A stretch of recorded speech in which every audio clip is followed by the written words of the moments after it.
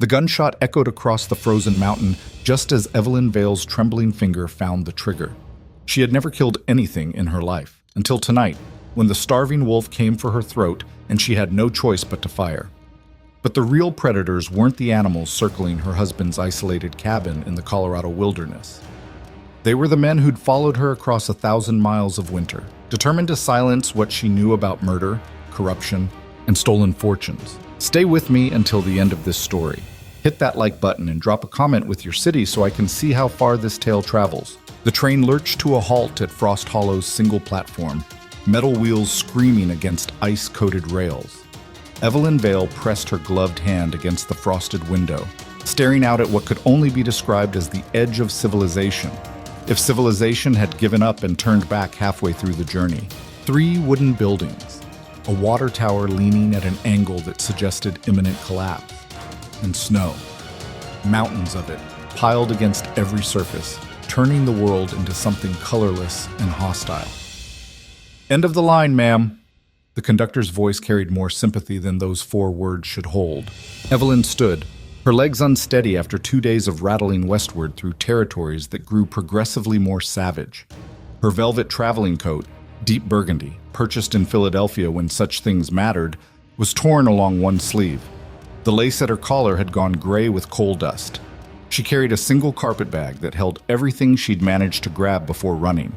Before the running started, she'd been someone else entirely.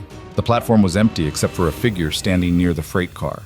Tall, broad-shouldered in a way that spoke of manual labor, not tailoring.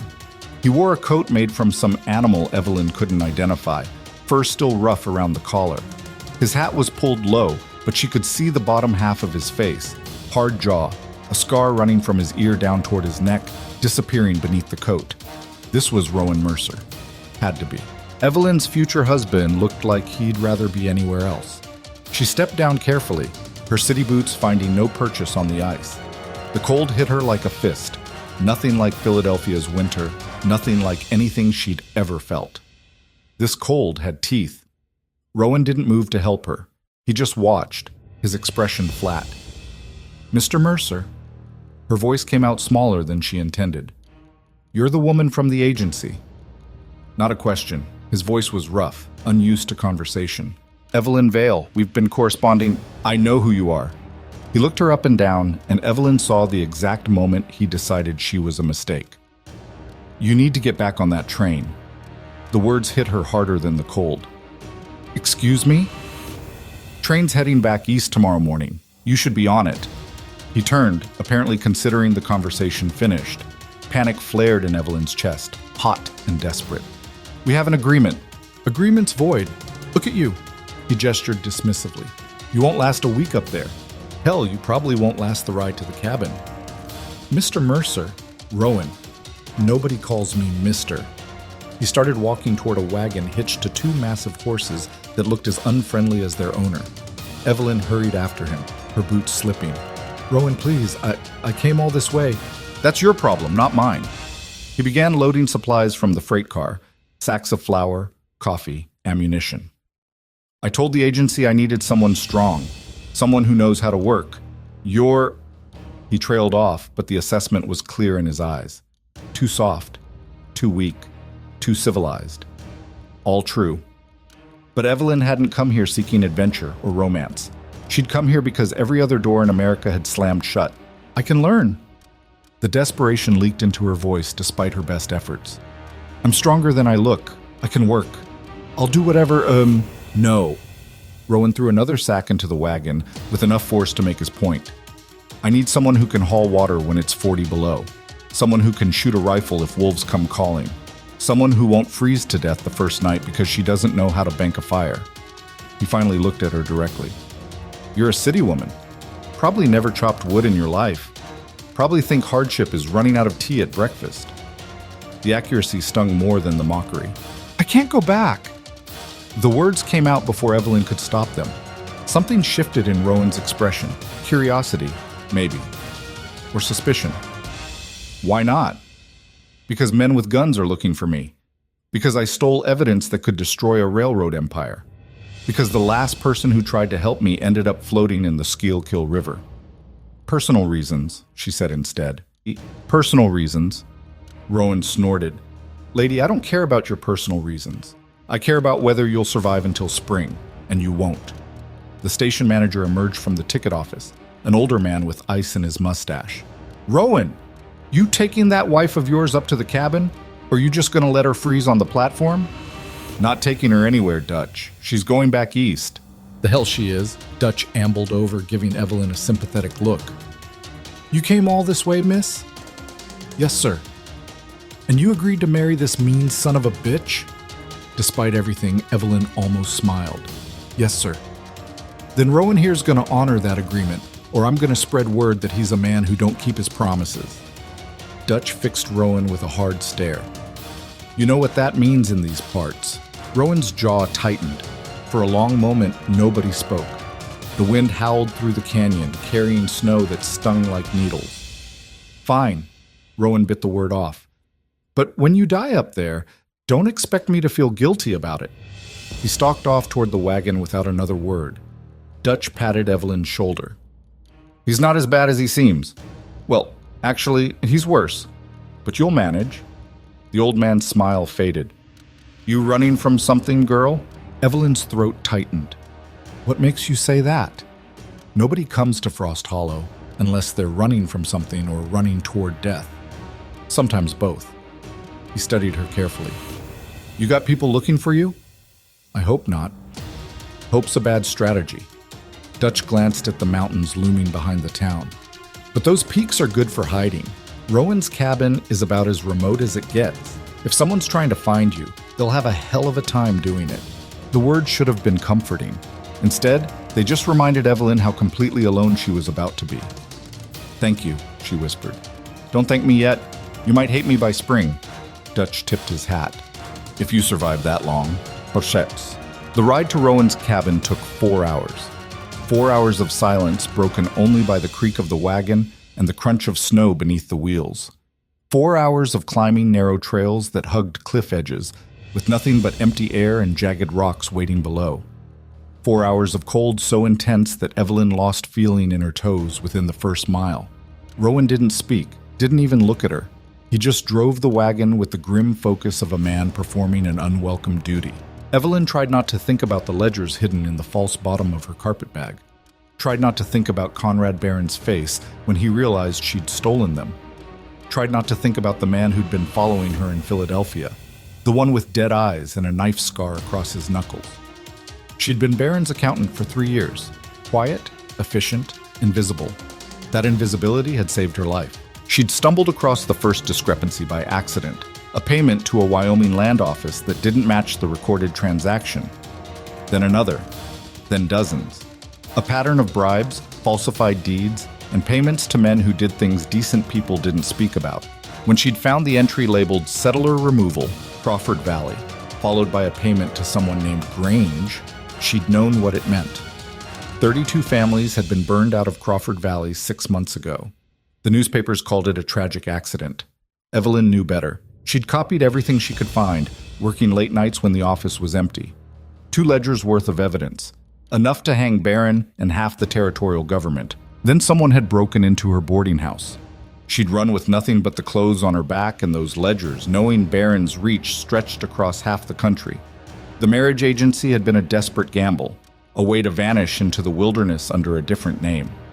She hadn't expected Rowan Mercer to be this hostile, hadn't expected to feel so utterly unwelcome. The cabin appeared suddenly, emerging from the snow-covered pines like something from a grim fairy tale.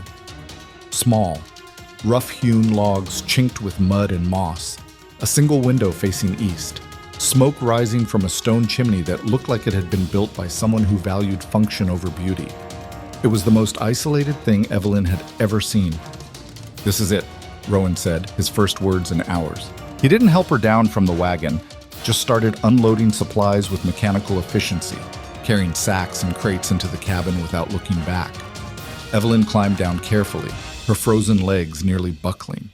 The snow was knee-deep around the cabin, packed hard from repeated traffic between the door and a small barn set back in the trees. She stood there, carpet bag in hand, wondering if she'd made a catastrophic mistake. The cabin door opened. Rowan stood silhouetted against the firelight within, his expression unreadable. "You coming in, or are you planning to freeze out there?" Evelyn forced her legs to move. The interior was exactly what she expected. One room, maybe 20 feet across, an iron stove in the corner radiating heat, a rough-hewn table with two mismatched chairs, a bed against the far wall, covered in furs, hooks on the wall holding tools, rifles, and various implements Evelyn couldn't identify. It smelled like wood smoke, coffee, and animal pelts. "You can sleep there," Rowan pointed to a corner near the stove. "I'll rig up some kind of divider tomorrow. For now, you got blankets on that chest." He moved around the space with the ease of long familiarity, stoking the fire, putting supplies away in a precise order that clearly mattered to him. Evelyn set her bag down carefully. "What do you need me to do?" "Nothing tonight. Tomorrow we'll see what you're capable of." He didn't look at her. "There's a basin outside for washing. Water's melted snow. Don't waste it." "All right." An awkward silence settled between them. Evelyn had imagined this moment countless times during the train ride west, the first meeting with her new husband. In none of those imaginations had it felt this cold. "We should probably discuss the arrangement," she said quietly. "What's to discuss?" "You needed a place to disappear. I needed help surviving winter. That's the arrangement." Rowan finally met her eyes. "Don't expect anything more than that." "I wasn't good." He grabbed a rifle from the wall and checked the chamber with practiced movements. "I'm checking the trap lines before dark. Don't touch anything you don't understand. Most things in here can kill you if used wrong." He was out the door before Evelyn could respond. She stood alone in the cabin, listening to his footsteps crunch away through the snow. The fire crackled. Wind whistled through gaps in the walls she hadn't noticed before. Evelyn sat down on the chest, her entire body shaking, from cold, from exhaustion, from the delayed terror of everything she'd been through. She'd escaped Barren. She'd made it west. She'd found a place to hide. But looking around this brutal, isolated cabin, Evelyn wondered if she'd simply traded one kind of death for another. She woke to the sound of an axe hitting wood. The cabin was dark except for the dull glow of the banked fire. Evelyn had no idea what time it was. She'd fallen asleep wrapped in blankets that smelled like pine and smoke, too exhausted to care about comfort. The rhythmic thunk, thunk, thunk continued outside. Evelyn stood on shaky legs, every muscle protesting. The floor was ice cold beneath her stockinged feet. She'd removed her boots the night before and now regretted it. Through the window, she could see Rowan splitting logs in the pre-dawn darkness. His breath formed clouds in the freezing air. He'd removed his coat despite the cold, working in just a wool shirt that was dark with sweat. The man was a machine. Evelyn watched him work for a few minutes, trying to understand what kind of life required this level of constant labor. Each log split cleanly. One strike, perfect aim, no wasted motion. The pile of wood grew steadily. She needed to prove herself useful, needed to show him she wasn't the burden he clearly thought she was. The stove had gone cold overnight.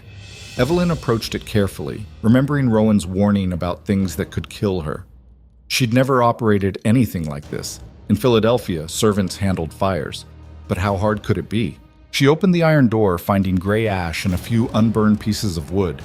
Using a poker that hung nearby, she stirred the ash, looking for embers. Nothing. The fire was completely dead. All right, start from scratch. She'd seen Rowan bank the fire the previous night. He'd used kindling, small pieces of wood that caught easily. Looking around, Evelyn found a box near the stove filled with wood shavings and split pieces no thicker than her thumb. She arranged them in the stove, trying to remember the structure. The kindling needed air to burn.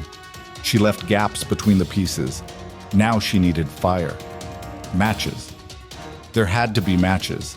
She found them on a shelf above the stove, a tin container labeled in faded letters. Her hand shook as she struck the first match. It flared, died. The second one caught, and Evelyn quickly touched it to the kindling. Nothing happened. The match burned down to her fingers. She dropped it with a hiss of pain. "You're using wood that's too big." Evelyn spun around. Rowan stood in the doorway, axe still in hand, watching her with something that might have been amusement. You thought wrong." He crossed to the stove, setting the axe aside. "Watch." He removed her carefully arranged kindling, replacing it with even smaller pieces, practically splinters. Then he crumpled a piece of old newspaper she hadn't noticed in the box, tucking it beneath the wood. One match. The newspaper caught immediately, flames spreading to the kindling, which began crackling and smoking. "You need progression," Rowan explained, his voice less harsh than before. "Paper, kindling, bigger wood, logs. Each step feeds the next. Try to skip ahead, the whole thing dies." "I see. Do you?" He added a few slightly larger pieces to the growing fire. "Everything up here works like that. Rush it, force it, you fail. Patience matters more than strength." It was the most he'd said to her since they'd met. "I'll remember that," Evelyn said quietly. Rowan grunted, which might have been acknowledgement. He added a proper log to the fire, watching it catch before closing the stove door. "Fire's the most important thing in winter. Keep it fed, keep it consistent. Let it die. You might not survive the night." "How often does it need wood?" "Every few hours, less if you bank it right before sleeping." He studied her face. "You really never done this before?" "No." "Christ." He shook his head. "All right. Today you learn the basics. Water, fire, food. Everything else comes after." It wasn't kindness. It was practical necessity. But Evelyn felt something loosen in her chest anyway. Maybe she could survive this. Go. The next 2 weeks were the hardest of Evelyn's life. Rowan wasn't cruel, but he wasn't gentle either. He showed her each task once, expected her to remember, and offered no sympathy when she failed. Hauling water from the stream meant breaking ice with a heavy iron bar, filling 2 wooden buckets, and carrying them back up a slope that left her gasping. Her arms screamed with effort. The buckets sloshed, soaking her skirts until they froze against her legs. "Keep your back straight," Rowan said the first time, not moving to help.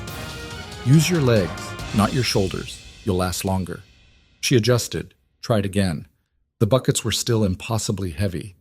"Better," was all he said. Chopping wood was worse. The axe was heavier than it looked, and aiming it required a coordination Evelyn didn't possess. Her first attempt sent the blade glancing off the log, nearly hitting her foot. Rowan took the axe from her hands. "You're fighting it. Let the weight do the work. Gravity wants to help you. Stop arguing with it." He demonstrated, one smooth motion, the log splitting cleanly. Evelyn tried again and again and again. By the end of the first day, she had 3 split logs and bleeding blisters on both palms.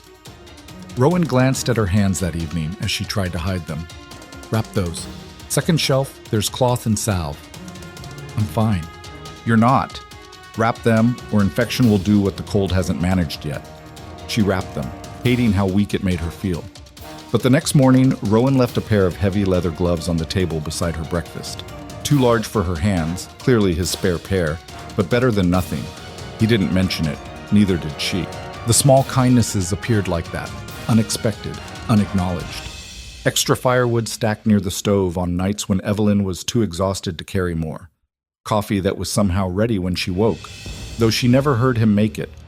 A second blanket that appeared on her pallet during a particularly bitter cold snap. Rowan never explained, never acknowledged what he was doing, but Evelyn noticed. She noticed other things too, the way he moved through the cabin with unconscious grace, every motion efficient, the way his hands were careful with the rifle, with the tools, with everything except himself. The scars that marked his skin, old injuries worn like a map of violence. He was probably 40, though the mountains had aged him. Gray threaded through his dark hair, lines carved deep around his eyes from squinting against snow glare.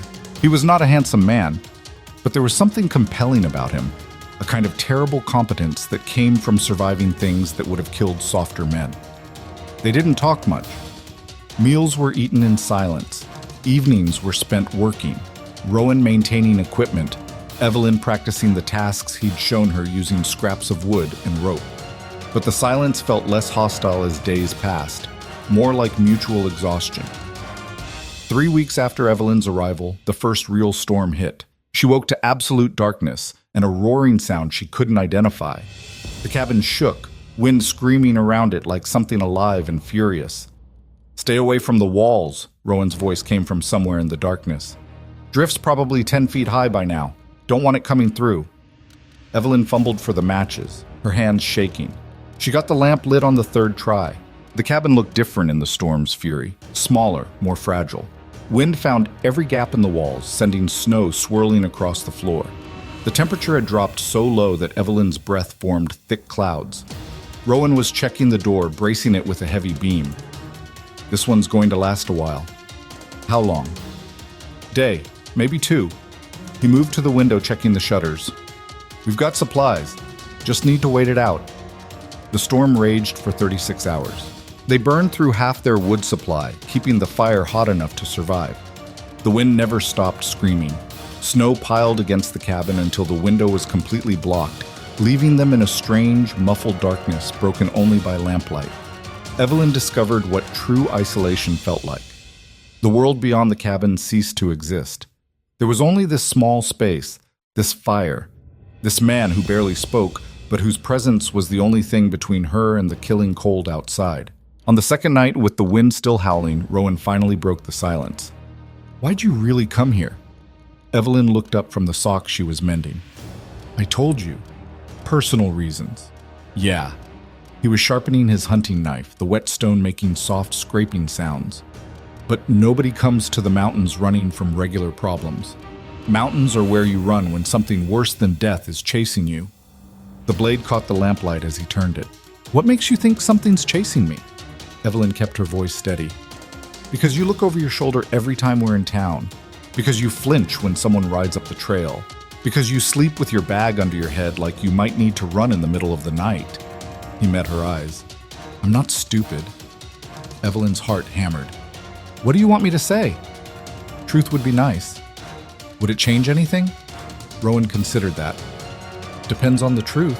The storm howled outside.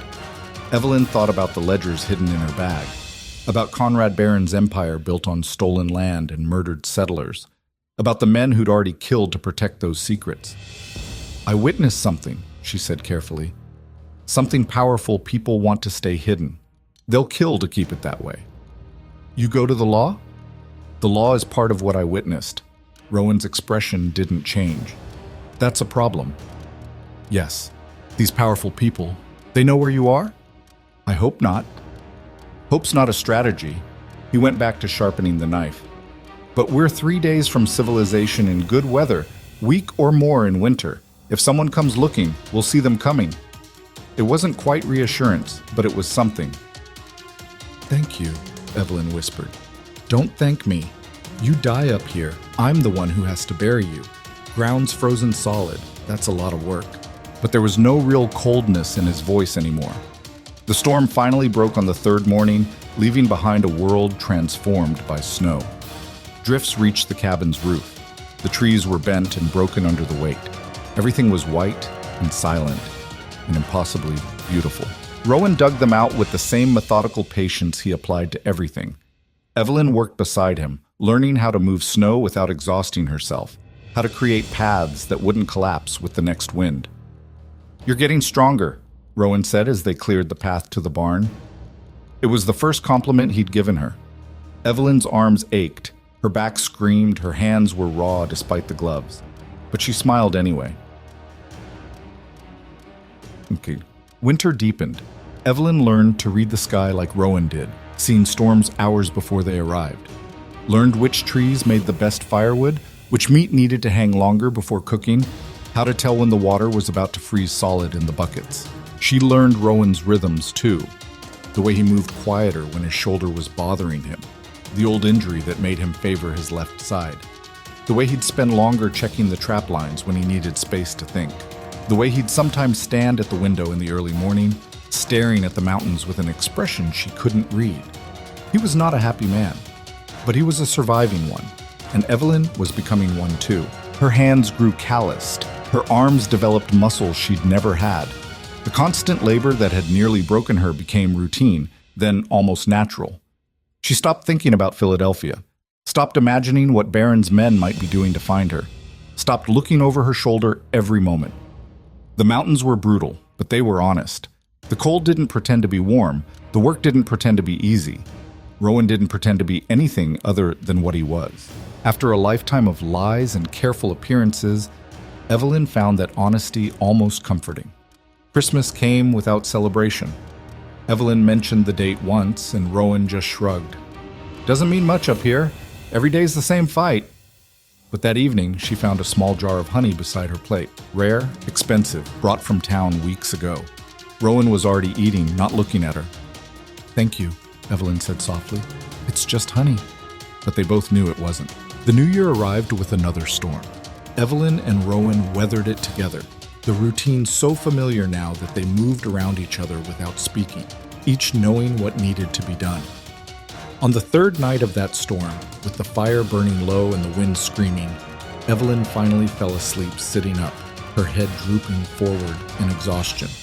She woke to find a blanket draped over her shoulders and Rowan feeding more wood into the stove, his scarred hands gentle with the logs. He didn't notice her watching, or maybe he did and just didn't acknowledge it.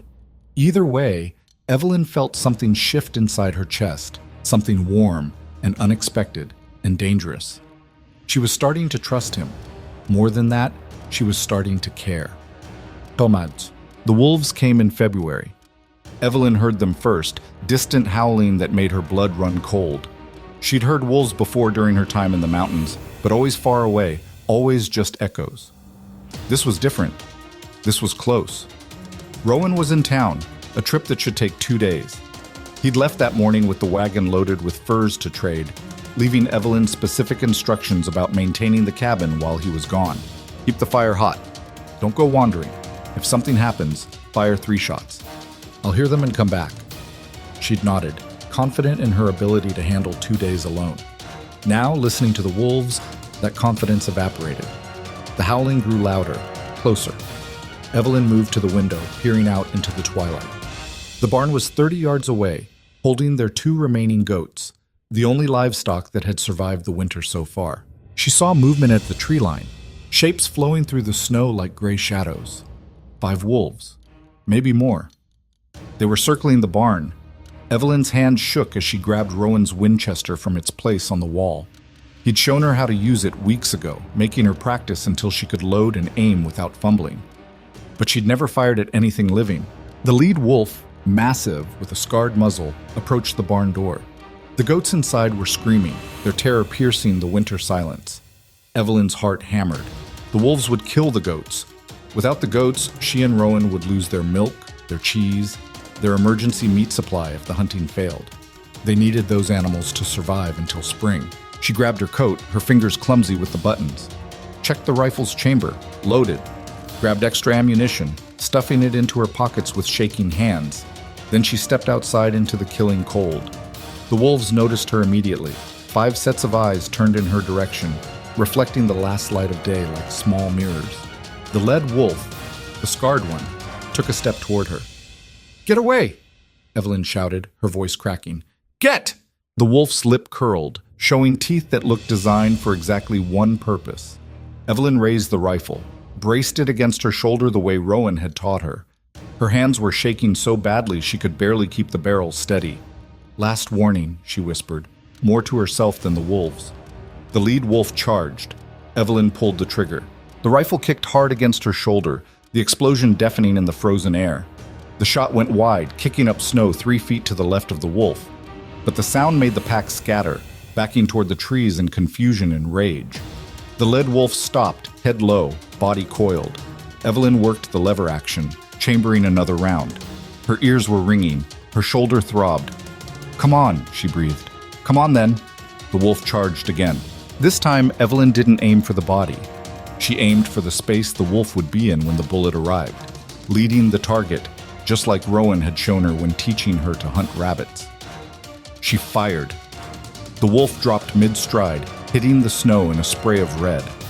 The rest of the pack scattered completely, vanishing into the darkening trees with howls that sounded like grief. Evelyn stood there, rifle still raised, her entire body shaking. The dead wolf lay 15 feet from the cabin door, close enough that she could see its scarred muzzle, the gray in its fur, the way its eyes had already gone dull. She'd killed it, had actually killed it. Her stomach churned, but she forced herself to stay standing. Forced herself to scan the tree line for more movement. Forced herself to keep the rifle ready until full darkness fell and she was certain the pack had gone. Only then did she stumble back into the cabin, barring the door behind her with hands that wouldn't stop shaking. She'd protected the homestead. She'd done what needed doing. But as she sat by the fire, staring at the rifle in her lap, Evelyn realized something had changed. She wasn't the frightened city woman who'd stepped off the train 2 months ago. She wasn't the fragile bride Rowan had wanted to send back east. She was someone harder now, someone capable, someone dangerous. When Rowan returned the next afternoon and saw the dead wolf lying frozen in the snow, he stood there for a long moment, just staring. Then he looked at Evelyn, who was splitting wood by the cabin, her movement steady and sure. "You did that?" he asked. "Yes." "By yourself?" "You weren't here." Rowan walked around the wolf, examining it. Clean shot, right through the heart. "I got lucky. Luck's when you miss and it runs away. This is skill." He looked at her again, and Evelyn saw something new in his expression, something like respect. "The pack will come back. They always do when they're this hungry. We'll need to keep watch." "All right. I'll take first shift tonight." Evelyn nodded, going back to her wood splitting. That night, they sat together by the fire while wind howled outside. Rowan cleaned his rifle. Evelyn mended a tear in her coat. "My wife died 6 years ago," Rowan said suddenly. Evelyn looked up, startled. He'd never mentioned a wife before. "Fever took her. Fast. 3 days she was gone." He didn't look at Evelyn, just kept working the cleaning rod through the rifle barrel. "We'd been married 8 years. She was strong. Knew the mountains better than I did in some ways. Best trapper I ever met." "I'm sorry," Evelyn whispered. "I thought I'd never let anyone else into this cabin. Thought I'd die up here alone and that would be fine." He finally met her eyes. "But you're not what I expected. Neither are you." Something passed between them in that moment, an acknowledgement of what they'd both been avoiding. This arrangement had stopped being just survival weeks ago. "The wolves come back tomorrow. You stand with me," Rowan said. "We fight them together." "All right." That night, for the first time since Evelyn had arrived, Rowan didn't sleep on the far side of the cabin. He stretched out near her pallet, rifle across his chest, positioned between her and the door, protecting her, trusting her.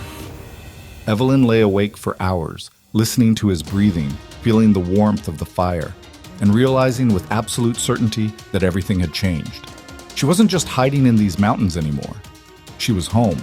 The wolves didn't return the next night, or the one after that, but Rowan kept watch anyway, and Evelyn found herself doing the same, sitting up in the darkness, listening to every sound beyond the cabin walls, the rifle always within reach. Something had shifted between them after she'd killed the wolf. Rowan no longer treated her like a liability waiting to happen. He started asking her opinion on things, which trails to check first, whether the weather would hold long enough to haul more wood. Small questions, but they mattered. "What do you think?" he'd say, and then actually listen to her answer. Evelyn discovered she had opinions about these mountains, about survival, about things she'd never considered before arriving here. And Rowan seemed to value them, weighing her words against his own experience before making decisions. March arrived with temperatures that climbed just high enough to be cruel, warm enough to make you hope, cold enough to kill you if you believed that hope too much. The snowpack settled and hardened, turning the world into something sharp-edged and treacherous. Rowan decided they needed to check the upper trap lines before the spring melt made them inaccessible. "It's a full day's hike," he told Evelyn over breakfast. "We'll leave at first light. Be back by dark if the weather holds." "I'm coming with you? You can handle a rifle. You can keep pace. No reason to leave you behind." He didn't look up from his coffee. "Unless you'd rather stay." "No," Evelyn said quickly. "I'll come." They set out the next morning under a sky that couldn't decide between clear and threatening. Rowan moved through the snow with the efficiency of long practice, breaking trail while Evelyn followed in his footsteps. He'd given her a pack to carry, lighter than his, but still heavy enough to make her shoulders ache after the first hour. She didn't complain, wouldn't give him the satisfaction.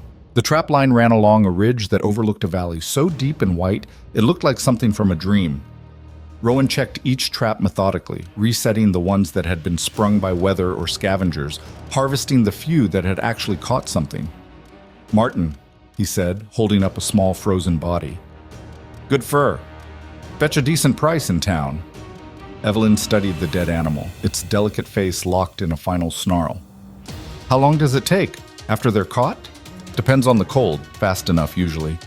Rowan packed the marten into his bag. You feeling sorry for it? Should I not? Feeling sorry doesn't change what needs doing. This is how we survive, them or us. Mountain doesn't care which. He moved to the next trap. But yeah, I feel sorry for them too sometimes. Just don't let it stop you from doing what's necessary.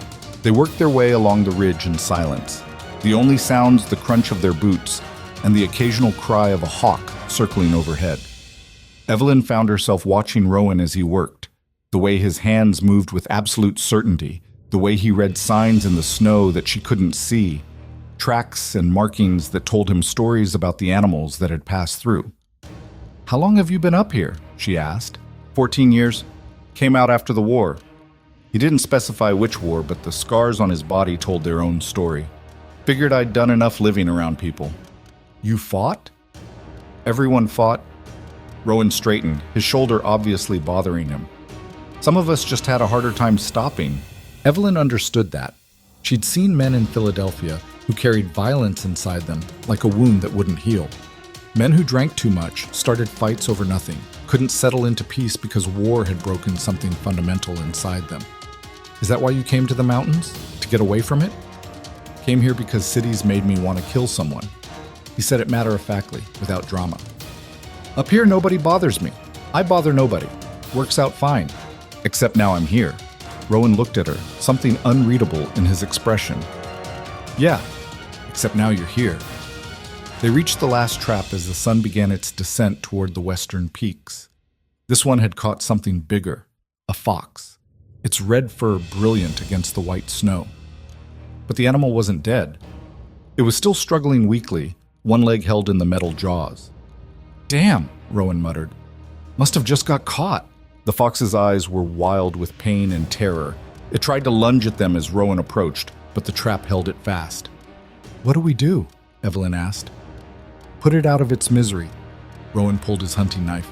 Quick is the kindest thing now. But as he knelt beside the trap, the fox made a sound. Something between a whimper and a snarl that cut straight through Evelyn's chest. She'd heard that sound before. She'd made it herself, cornered in her Philadelphia boarding house while someone tried to break down her door. Wait, she heard herself say. Rowan paused. It's suffering, Evelyn. The leg's broken. Even if we let it go, it'll just die slow out here. I know, She knelt in the snow beside him. Can we at least make it fast and not waste it? That's what I'm trying to do. No, I mean... Evelyn struggled to find the words. Use it. Honor it somehow. Not just kill it and move on. Rowan studied her face, then he nodded slowly. All right. Hold its body steady. Don't let it bite you. Evelyn gripped the fox carefully, feeling its heart hammering against her palms. Rowan's knife flashed once, precise and quick, and the animal went still. They skinned it there on the ridge as the sun painted the snow orange and gold. Rowan showed Evelyn how to work the knife, where to cut, how to preserve the pelt without damaging it. Her hands shook at first, but steadied as she focused on doing it right. Good, Rowan said quietly. You're learning. They packed the fox into Rowan's bag along with the marten and started the long hike back. Darkness came fast in the mountains, and they ended up navigating the last mile by moonlight, their breath-forming clouds that glowed silver in the cold air. The cabin appeared like a sanctuary, warm light spilling from its single window.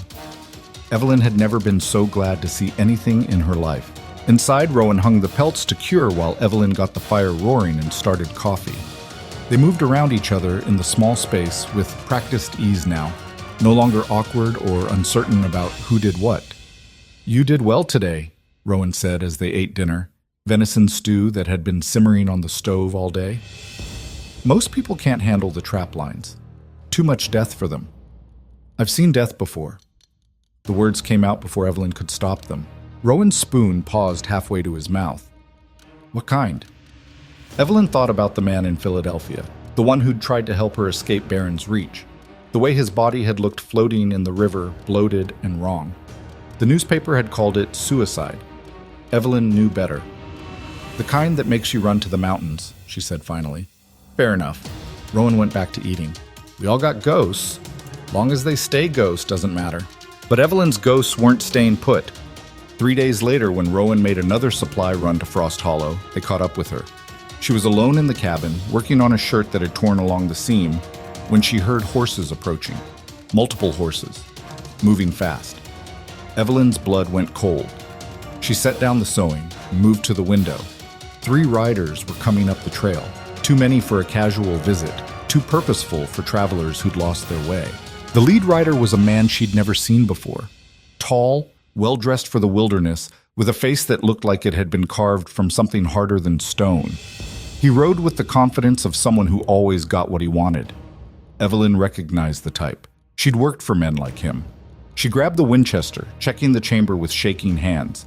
6 rounds. Not enough if they decided to rush the cabin, but better than nothing. The riders stopped 30 yards from the door. The leader dismounted with casual grace, studying the cabin like he was appraising property. Mrs. Mercer. His voice carried easily across the snow. Educated, Eastern accent trying hard to sound Western. Or should I say Miss Vale? Her real name. They knew her real name. Evelyn's hands tightened on the rifle. She stayed back from the window, out of clear sight. Who's asking? My name is Victor Grange. I work for Mr. Conrad Barron. He smiled, but it didn't reach his eyes. I believe you have something that belongs to him. Don't know what you're talking about. No? Then you won't mind if we come inside and discuss it like civilized people. Grange gestured to his companions, 2 hard-looking men with guns visible on their hips. We've ridden a long way, Mrs. Mercer. Least you could do is offer us coffee. My husband will be back soon. Evelyn tried to keep her voice steady. You can wait for him outside. Your husband? Grange's smile widened. The mountain man you married to disappear. Very clever, Miss Vale. Took us months to track you here. But Mr. Barron is a patient man. And thorough. He took a step toward the cabin.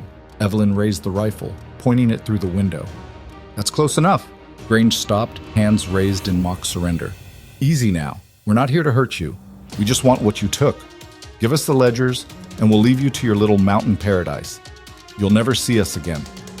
And if I don't have them, then we'll have to search for them. And mountain cabins burn so easily in winter. Terrible accidents happen all the time out here. The false friendliness dropped from his voice. Don't be stupid, girl. You can't win this. Give us what we want. Evelyn's mind raced. The ledgers were hidden under a loose floorboard near her sleeping pallet. Good enough to fool Rowan's casual glances, but they wouldn't survive a thorough search. These men would tear the cabin apart until they found them. And then they'd kill her. Maybe make it look like an accident. Maybe not bother. Either way, she'd be dead. I need time to think, she called out. You've got 5 minutes. Grange pulled out a pocket watch, making a show of checking it. Then we come in whether you like it or not. Evelyn backed away from the window, her thoughts spinning. 3 armed men. 1 of her. No chance in a straight fight. Even if she killed Grange, the other 2 would gun her down before she could reload. She needed help. Needed Rowan. The rifle. 3 shots meant emergency. Rowan had said he'd hear it and come running, but town was hours away. Even if he heard the shots, even if he came immediately, he wouldn't arrive in time. Still, it was her only chance. Evelyn moved to the door, cracked it open just enough to point the rifle skyward. She fired 3 times in quick succession, the shots echoing off the mountain peaks like thunder. Then she slammed the door, barred it, and grabbed more ammunition from Rowan's supply chest. Outside, Grange laughed. Signaling for help? Smart. But we've got time. And you've only got so many bullets. He was right. Evelyn had maybe 20 rounds total, counting what was loaded. Against 3 men who seemed content to wait her out, that wasn't nearly enough. The minutes crawled past. Evelyn kept watch from the window, the rifle never leaving her hands. Grange and his men made themselves comfortable, building a small fire and passing a flask between them like they were on a pleasant camping trip. They were in no hurry. They knew she had nowhere to go. An hour passed. Then 2. The sun began its descent toward the horizon, painting the snow in shades of crimson that looked too much like blood. Evelyn's hands ached from gripping the rifle. Her eyes burned from staring at the men outside. Fear and exhaustion were grinding her down, and Grange knew it. Getting dark, Miss Vale, he called out. Fire's burning down in there. Must be getting cold. How long you planning to hold out? She didn't answer. Your husband's not coming. Even if he heard your shots, he's smart enough to stay away. 3 armed men against 1 trapper? He'd be a fool to try.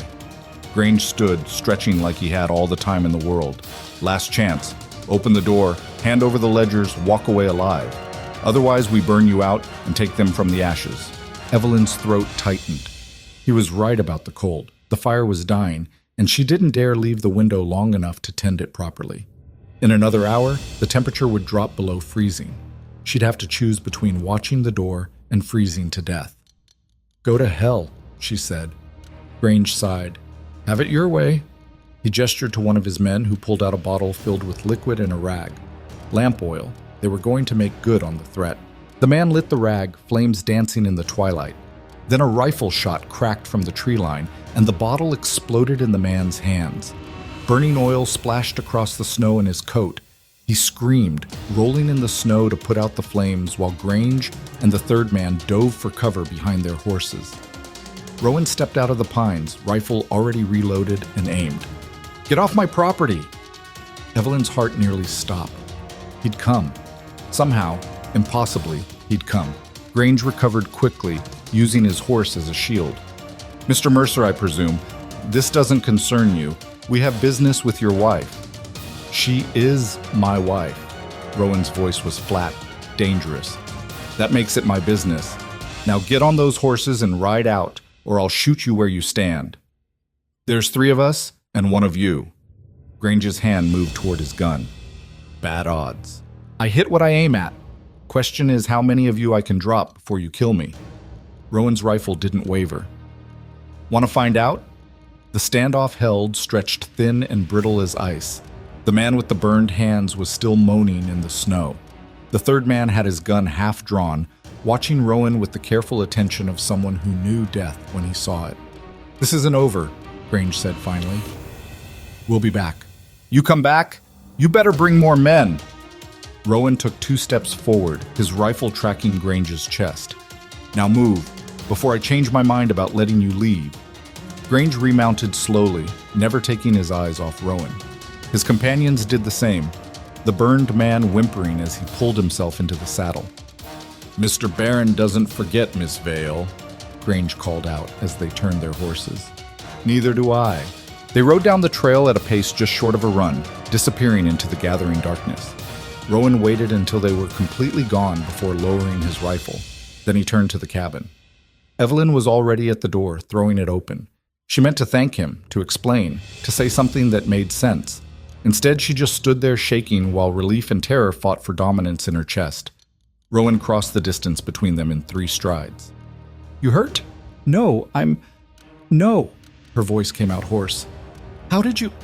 Heard the shots, saw their tracks on the trail and came through the trees instead. He glanced back toward where the men had disappeared. They'll be back.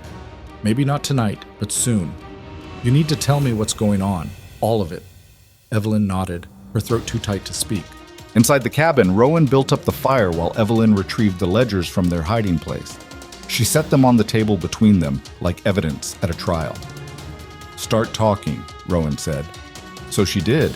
She told him about Conrad Barron and the railroad empire built on stolen land, about the payments to men like Grange, who specialized in making problems disappear, about the families burned out of their homes in Crawford Valley and a dozen other places across the territories. She told him about discovering the evidence, about copying the ledgers in secret, about running when Barron's men came for her, about the man who'd tried to help her and ended up in the river. Rowan listened without interrupting, his face unreadable in the firelight. When she finished, he sat back in his chair and was quiet for a long time. You should have told me before, he said finally. Would it have changed anything? I would have been ready, would have known to watch for riders. He touched one of the ledgers, not opening it. These really enough to bring down a railroad baron? If they reach the right judge, if someone's willing to testify. Evelyn's hands twisted in her lap. I'm sorry. I brought this to your door. These men, this danger, none of it's your fight. You're my wife. Rowan said it simply, like it explained everything. Maybe it did. That makes it my fight. We could give them the ledgers. They'd leave us alone and let Barron keep doing what he's doing. Keep burning out families, killing anyone who gets in his way? Rowan shook his head. That sits wrong with me. So what do we do? Rowan stood, moved to the window. The mountains were dark now, just black shapes against a sky full of stars. Grange wasn't lying. They'll be back. Probably with more men. We can't hold this cabin against a determined assault. We could run, head deeper into the mountains. Winter's not done yet. We'd freeze or starve before reaching anywhere safe. He turned to face her. No, running's not the answer. We need to take the fight to them. How? These ledgers need to reach someone who can use them. A federal judge, you said? Judge Morrison in Denver. He's supposed to be honest, but Denver's 3 days hard ride, 4 in this weather. Rowan was already planning. She could see it in his eyes. We'd need to move fast, stay ahead of them. It's risky. It's suicide, Evelyn said. They'll be watching the trails. Grange isn't stupid. He knows we'll try to reach the law. Then we don't take the trails. Rowan smiled, and it wasn't a kind expression. I know these mountains. There's ways through that nobody uses in winter. Dangerous, but passable if you know what you're doing. And you know what you're doing? I survived 14 years up here. That count for anything? Evelyn looked at the ledgers, then at Rowan, then back at the ledgers. Every option was terrible. Every choice led toward violence and danger. But staying here meant waiting for Grange to return with reinforcements. Running deeper into winter meant slow death. And giving up the ledgers meant condemning everyone else Barron would hurt to the same fate she'd barely escaped. When do we leave? She asked. Tomorrow, first light. Rowan began gathering supplies.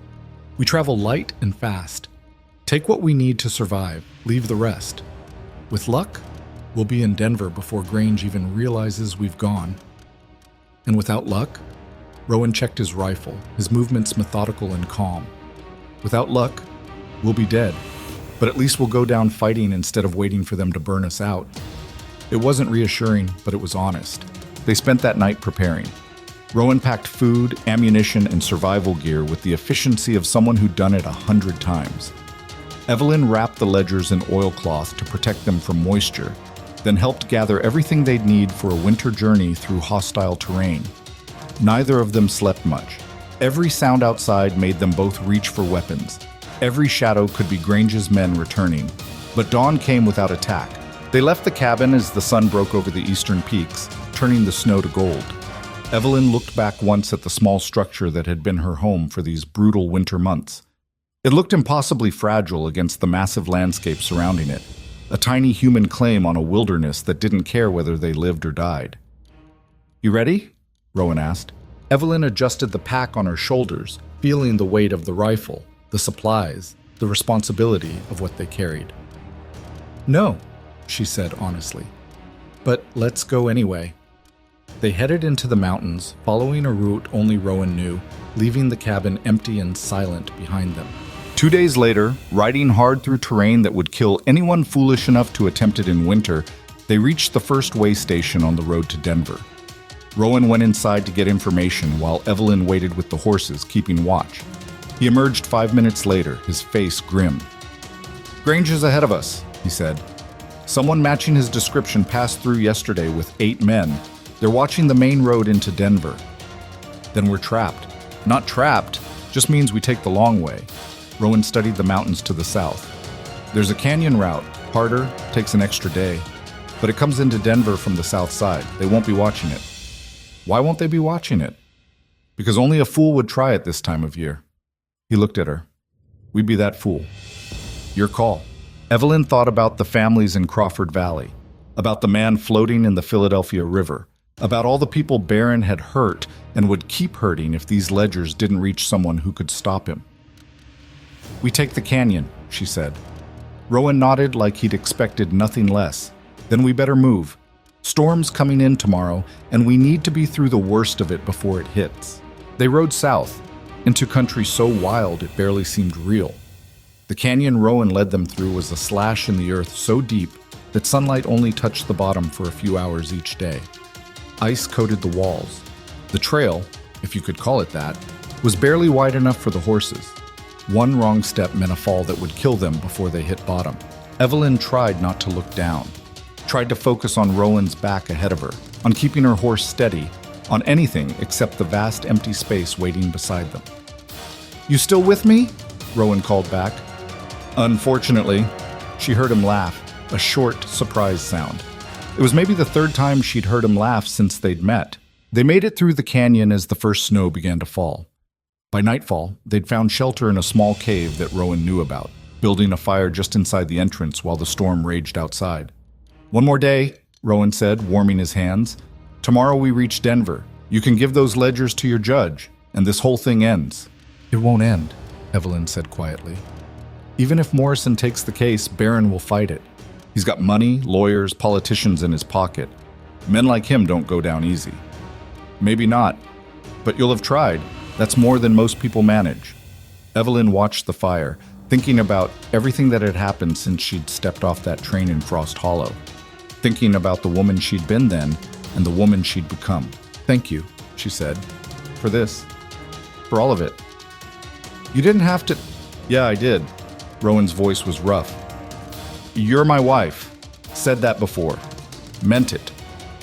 It was supposed to be an arrangement, convenience. Things change." He met her eyes across the fire. "People change. You changed me." Something in Evelyn's chest pulled tight and warm. "Rowan, don't." He looked away. "Don't say anything. Not yet. Wait until we're through this. Then we'll talk about what comes after." But Evelyn didn't want to wait. Didn't want to leave things unsaid in case they didn't make it to after. So she stood, crossed the small distance between them, and kissed him. For a moment, Rowan didn't respond. Then his scarred hands came up to cup her face, gentle despite their roughness, and he kissed her back like a drowning man finally finding air.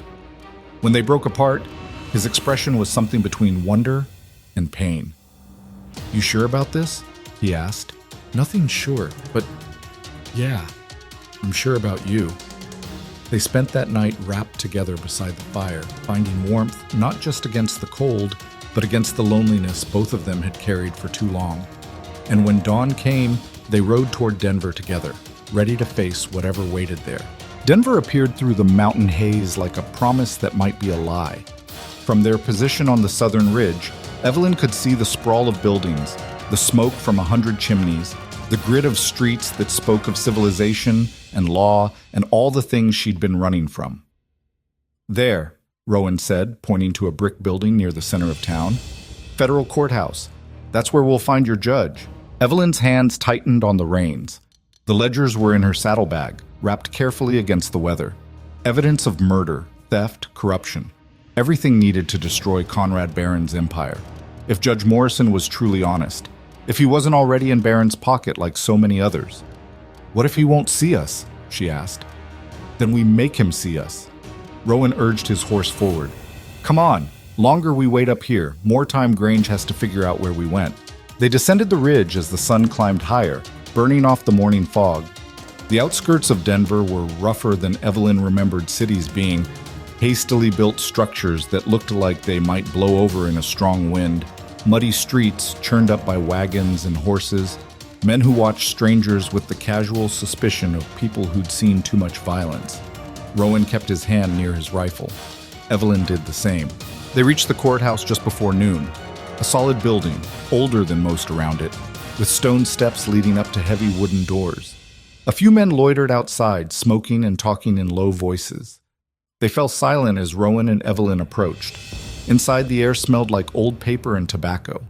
A clerk sat behind a scarred desk, barely looking up from his ledger as they entered. "Help you?" "We need to see Judge Morrison," Evelyn said. "It's urgent. Judge doesn't see people without appointments. You want to file a complaint? There's forms." "This isn't about forms." Rowan's voice had that flat, dangerous quality that made the clerk finally look up. "Tell the judge we have evidence regarding Conrad Barron. He'll want to see it." The clerk's expression shifted. Surprise, then something like fear. "Mr. Barron? Look, I don't know what you think you've got, but the judge is a busy man. You can't just walk in here making accusations against—" "We're not making accusations." Evelyn pulled one of the ledgers from her bag, set it on the desk with a solid thump. "We're providing proof. Now either you tell Judge Morrison we're here, or we'll wait until he comes out and tell him ourselves. Your choice." The clerk stared at the ledger like it might bite him. Then he stood, disappeared through a door behind his desk. 5 minutes passed. 10. Evelyn's nerves stretched thinner with each second. This was taking too long. Grange could have men in Denver already. Could be watching the courthouse. Could be... The door opened. A man emerged. Mid-50s, gray beard, eyes that looked like they'd seen every kind of lie humanity could produce and weren't impressed by any of them. "I'm Morrison," he said. "You've got 5 minutes to convince me this isn't a waste of my time." Evelyn opened the ledger to a marked page. Crawford Valley. 32 families forcibly removed 6 months ago. The official report called it a range fire started by accident. This shows payments to Victor Grange for what's listed as settler removal, dated 2 weeks before the fire. Morrison's eyes narrowed. He took the ledger, scanning the entries. "Where did you get this?" "I worked for Barron. I was his accountant." Evelyn's voice was steady despite the fear churning in her gut. "I found these entries by accident. When I realized what they meant, I copied everything I could before running." "And you are?" "Evelyn Vale. Or Evelyn Mercer now." She gestured to Rowan. "This is my husband." Morrison looked at Rowan, taking in the mountain man's rough appearance, the rifle he carried like an extension of his arm. "You involved in this?" "Only in keeping her alive long enough to get here," Rowan said. "Barron's men tried burning us out 2 days ago. Figured that meant the ledgers were important." The judge was quiet for a long moment, still studying the pages. Then he looked up. "Do you understand what you're doing? What this will mean if it's real?" "I watch good people lose everything," Evelyn said. "Watched them burn out of their homes. One man tried to help me expose this. They found him in the Schuylkill River a week later. So yeah, I understand. That's why I'm here." Morrison closed the ledger carefully. "Come with me, both of you, and bring everything you've got." He led them through a maze of corridors to a private office that smelled like pipe smoke and old law books. Once inside, he locked the door and pulled the curtains before speaking again. "If what you're showing me is genuine, this goes deeper than range fires and displaced settlers. Barron's got territorial politicians in his pocket, land office clerks, sheriffs. Half the development in Colorado Territory runs on his money."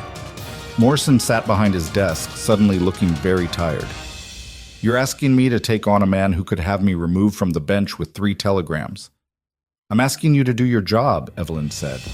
"Unless you're one of the men in his pocket already." Morrison's eyes flashed. "Watch yourself, girl. I don't take bribes, which is why I'm still alive and why they stuck me in this courthouse instead of anywhere that matters." He opened the ledger again, this time reading more carefully. "But I also don't take on cases I can't win. If I move against Barron with this, I need ironclad evidence. Every entry documented, every payment traced, every name verified. Can you do that?" "The ledgers have it all, 3 years of transactions." "Then I need time to review them, properly." Morrison looked at Rowan. "You two have somewhere safe to stay? Because if Barron knows you're in Denver, you're not going to last long on the street." "We just got here," Rowan said. "Haven't exactly had time to find lodging." Morrison pulled out a piece of paper, scrawled an address. "This is my sister's boarding house. Tell her I sent you. She'll keep quiet about it." He handed the paper to Evelyn. "Go there. Stay inside. Don't talk to anyone about why you're in Denver. I'll send word when I've gone through these." "How long?" Evelyn asked. "As long as it takes to do it right. Could be days. Could be a week." Morrison's expression softened slightly. "I know waiting's hard, but rushing this means Barron walks free and you die for nothing. Better to be patient." Rowan took the address. "We'll wait. But if Grange shows up, you defend yourselves. I'll deal with the legal consequences after." Morrison stood, a clear dismissal. "Now get out of here before someone notices you've been in my office this long." They left through a back entrance Morrison showed them, emerging into an alley that smelled like rot and horse manure. The afternoon sun was already dropping toward the western peaks, painting the buildings in shades of amber. "You believe him?" Rowan asked as they led their horses through the narrow streets. "I think he's scared, but I think he's honest." Evelyn checked the address Morrison had given them. "Either way, we don't have a lot of options. If he won't help us, no one will." The boarding house was on the edge of town, a 3-story structure that had seen better days but was clean and well maintained. The woman who answered Rowan's knock was in her 60s, with Morrison's same sharp eyes and no-nonsense demeanor. "You're the ones my brother sent?" She looked them over, clearly unimpressed. "You look like trouble." "We are trouble," Rowan said. "Question is whether you're willing to house it for a few days." Morrison's sister, she introduced herself as Martha, snorted. "My brother doesn't send me people unless they need hiding. You running from the law or from something worse?" "Worse," Evelyn said quietly. "Then you better come in before someone sees you standing on my porch." Martha stepped aside, gesturing them into a narrow hallway. "I've got a room in the back. Faces the alley, 2 exits if you need to run. No questions asked, but you cause trouble in my house and I'll shoot you myself. We clear?" "Crystal," Rowan said. The room was small but serviceable. A bed, a washstand, a single window just like Martha promised. Rowan checked the exits immediately, mapping escape routes with the automatic caution of someone who'd survived by always having a way out. "We should take shifts sleeping," he said once they were alone. "Just in case." Evelyn nodded, too tired to argue. The adrenaline that had carried her through the journey was wearing off, leaving behind exhaustion so deep it felt like gravity had doubled. She sat on the bed, her whole body aching. "How did we get here? 2 months ago I was keeping books in Philadelphia. Now I'm hiding in a Denver boarding house waiting to see if a judge believes me or if men with guns find us first. You got here by being braver than most people." Rowan sat beside her, close enough that their shoulders touched. "Most folks find evidence like that. They look the other way. Easier, safer. You didn't." "I didn't feel brave. I felt terrified. That's what brave is. Doing the thing that scares you because it needs doing." He took her hand, his rough fingers gentle. "You're going to survive this. We both are. And when it's done, we're going back to that cabin and forgetting Denver ever existed." Evelyn leaned against him, drawing strength from his solid presence. What if Morrison can't make the case? What if Barron's too powerful? Then we tried. That's more than nothing. But trying didn't feel like enough. Not when she thought about the families in Crawford Valley, about all the other victims whose names were recorded in those ledgers like accounting entries instead of destroyed lives. They waited 3 days. 3 days of watching the street from behind curtains, jumping at every unexpected sound, sleeping in shifts with rifles always within reach. Martha brought them meals and news from town. Nothing unusual reported, no obvious strangers asking questions, no signs that Grange had tracked them to Denver. But Evelyn couldn't shake the feeling that something was coming. The waiting had a quality to it, like the stillness before a storm breaks. On the afternoon of the 3rd day, a boy knocked on their door with a message from Morrison. Just 3 words. "Come tonight, midnight." "Why midnight?" Evelyn asked after the boy left. "Why not now?" Rowan was checking his rifle, a ritual he performed twice a day. "Because he doesn't want anyone seeing you go to the courthouse. Whatever he's found, he's worried about who might be watching." They left the boarding house just before midnight, moving through Denver's dark streets like shadows. The town was quieter at this hour, just a few drunks stumbling between saloons and the occasional night watchman making rounds. The courthouse was completely dark except for a single light burning in Morrison's office window. They entered through the back door the judge had shown them before, climbing stairs that creaked under their weight. Morrison was waiting in his office, surrounded by papers and ledgers, looking like he hadn't slept in days. "Close the door," he said. "Lock it." Rowan did, then positioned himself where he could watch both the door and the window. Morrison gestured to the papers spread across his desk. "I've been through everything, cross-referenced every entry I could verify through public records. And Miss Vale, what you brought me isn't just evidence of fraud and murder. It's a map of the entire territorial corruption network." He pulled out a chart he'd constructed, names connected by lines showing payments and relationships. Evelyn saw Barron's name at the center, but spreading out from it were dozens of others: politicians, sheriffs, land office officials, even a territorial judge. "This is bigger than I thought," Morrison continued. "Barron's not just stealing land, he's building a shadow government. Every key position in Colorado Territory has someone on his payroll." He tapped one name on the chart. "Including Judge Hastings, who happens to be my direct superior." "So you can't prosecute," Evelyn said, her heart sinking. "I didn't say that. I said it's complicated." Morrison sat back, rubbing his eyes. "If I file charges through normal channels, Hastings will bury them before they see daylight. But there's another option. The territorial governor is up for replacement next month. The new appointee is coming from Washington, someone outside Barron's reach. If I can hold this case until he arrives, I can bring it directly to him. A month? Rowan said. We can't hide here for a month. Grange isn't that patient. I know, which is why I've arranged something else. Morrison pulled out 3 train tickets. Tomorrow morning, there's a train leaving for Cheyenne. I've got a colleague there, Judge Patterson. He owes me a favor. You'll stay with him until it's safe to come back. Evelyn stared at the tickets. Cheyenne was 300 miles north, across territorial lines into Wyoming. You're sending us away? I'm keeping you alive long enough for this to matter. Patterson will protect you until I can move the case forward. Morrison's expression was grim. But I need your testimony when the time comes. You're the only one who can explain these ledgers, who can testify to what you saw in Barron's office.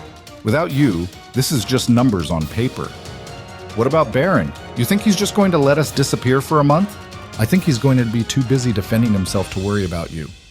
Morrison smiled, and it wasn't a kind expression. Because tomorrow morning, I'm also filing a civil suit on behalf of the Crawford Valley families. Nothing that will stick permanently, but enough to freeze his assets during the investigation. Hit him where it hurts. His money. While he's fighting that, you'll be safely out of reach. It was a good plan. Maybe even a brilliant one. But Evelyn had learned not to trust good plans. What if it doesn't work? She asked. Then you'll be in Cheyenne instead of dead in Denver. Seems like an improvement. Morrison gathered the tickets, handed them to Rowan.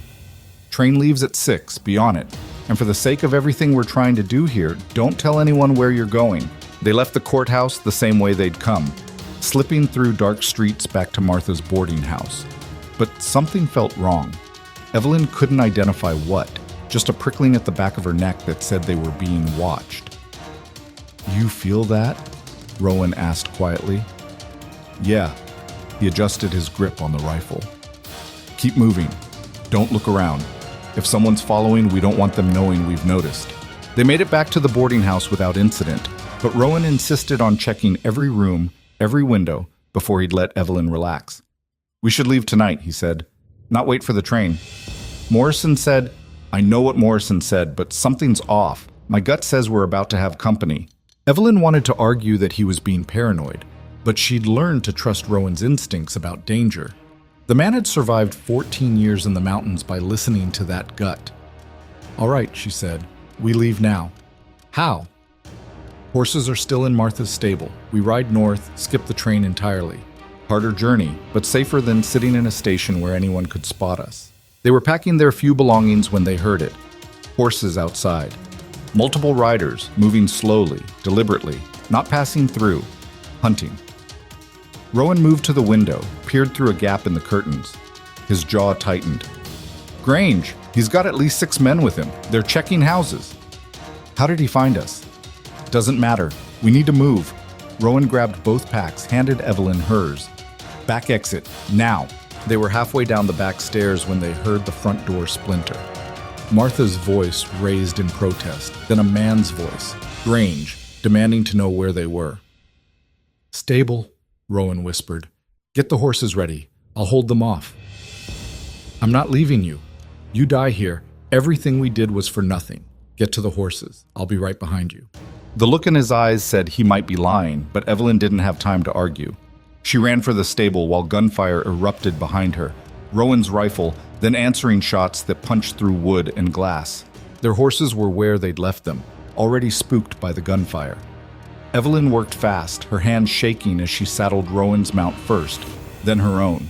She could hear shouting from the boarding house, more shots, the chaos of men trying to flush out a target who knew how to fight. Then Rowan was there, backing toward the stable with his rifle raised.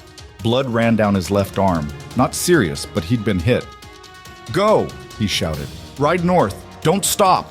But Evelyn was already mounted, Rowan's horse ready beside her. He swung into the saddle one-handed, his rifle still tracking the boarding house entrance. Grange appeared in the doorway, gun raised. Rowan fired first. The detective went down, but Evelyn couldn't tell if the shot was fatal. Didn't matter. They were already riding, horses stretching into a gallop as more men poured out of the boarding house. Bullets whined past them in the darkness. One clipped Evelyn's saddle, another caught her horse's flank, making the animal scream and surge forward even faster. They thundered through Denver's sleeping streets, jumping fences and cutting through alleys, following a route only Rowan seemed to know.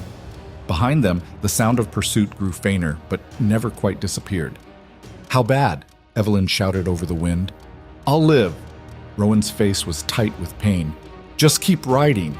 They rode until Denver was behind them, until the pursuit had faded to nothing, until the horses were stumbling with exhaustion and Rowan was swaying in his saddle.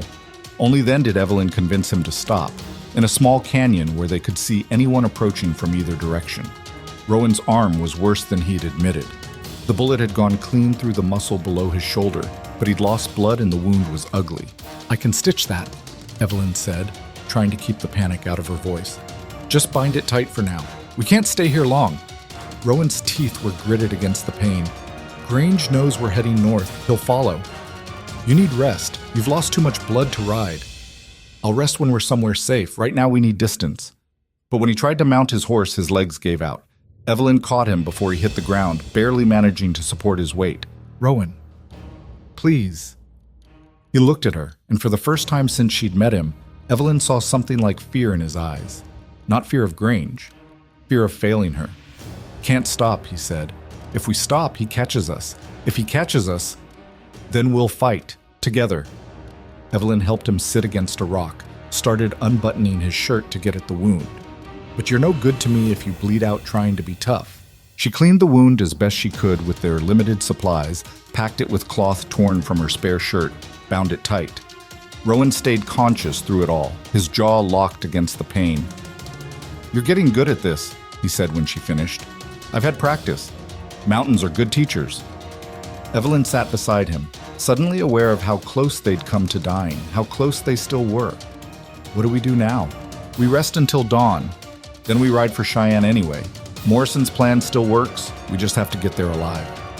Rowan closed his eyes, exhaustion finally overtaking him.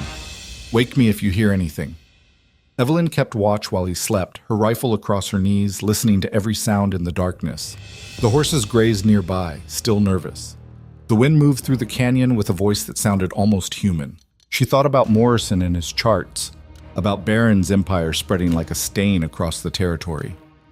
Thought about Martha's boarding house and whether the old woman had survived Grange's raid. Thought about all the violence that had followed her since she'd first opened those ledgers. And she thought about Rowan, bleeding beside her because he'd chosen to stand between her and the men hunting her. A man who'd wanted nothing but solitude, who'd been content to live and die alone in his mountain cabin, now dragged into a fight that might kill them both. "I'm sorry," she whispered, though he couldn't hear her. "I'm so sorry I brought this to your door." But even as she said it, Evelyn knew she'd make the same choices again. Because some things were worth fighting for, even if the fight destroyed you. She just hoped they'd live long enough to see if it mattered. Dawn came cold and gray, bringing with it the distant sound of horses on the trail behind them. Grange was still coming. Evelyn shook Rowan awake before the sound of horses got any closer. His eyes opened immediately. No grogginess, just instant alertness that came from years of sleeping light in dangerous places. "How many?" he asked, already reaching for his rifle. "Can't tell yet. At least 4. Maybe more." Evelyn was saddling the horses with quick, efficient movements. "They're still a few miles back, but they're coming fast." Rowan stood, testing his wounded arm. His face went tight with pain, but he managed to flex his fingers. "I can shoot. Might not be pretty, but I can do it. We could make a stand here. High ground, good visibility, and no escape if they flank us. No water if it turns into a siege." Rowan checked his ammunition, his movement slower than usual but steady. "We run until we can't run anymore. Then we fight." They mounted up and rode north, pushing the horses as hard as they dared on terrain that was still half frozen and treacherous. The sun climbed higher, burning off the morning fog and exposing them on the open trail. Behind them, the pursuit drew closer. Evelyn could hear them now, without straining, the rhythm of hoofbeats, the occasional shout. "There's a pass about 10 miles ahead," Rowan said, his voice strained. "Narrow, defensible. If we can reach it before they catch us, we might have a chance. And if we can't, then this gets ugly fast." They rode in silence after that, saving their breath for the desperate race. Evelyn's horse was flagging, the wound on its flank from last night's gunfight slowing it down. Rowan's mount was in better shape, but he was the one who kept falling behind, his wounded arm making it harder to control the animal. The pass appeared ahead like a gap in a wall of stone, exactly as narrow as Rowan had promised, maybe 30 feet wide at its broadest point. The walls rose steep on either side, creating a natural choke point that would force Grange's men to come through single file. "This is it," Rowan said. "We hold them here or die trying." They dismounted just inside the pass, leading the exhausted horses deeper into the canyon to where a small overhang would provide some shelter. Rowan positioned himself behind a boulder on the left side of the entrance, Evelyn on the right. The setup gave them overlapping fields of fire on anyone trying to come through. "When they come, aim for the horses first," Rowan said, checking his rifle one more time. "Puts them on foot, evens the odds." Evelyn nodded, her mouth too dry to speak. She'd killed the wolf. She'd shot at Grange's men in Denver, but this was different. This was a deliberate ambush, a planned killing. No heat of the moment, no sudden panic, just cold calculation. The hoofbeats grew louder. Then Grange appeared at the mouth of the pass, his face twisted with rage even from 100 yards away.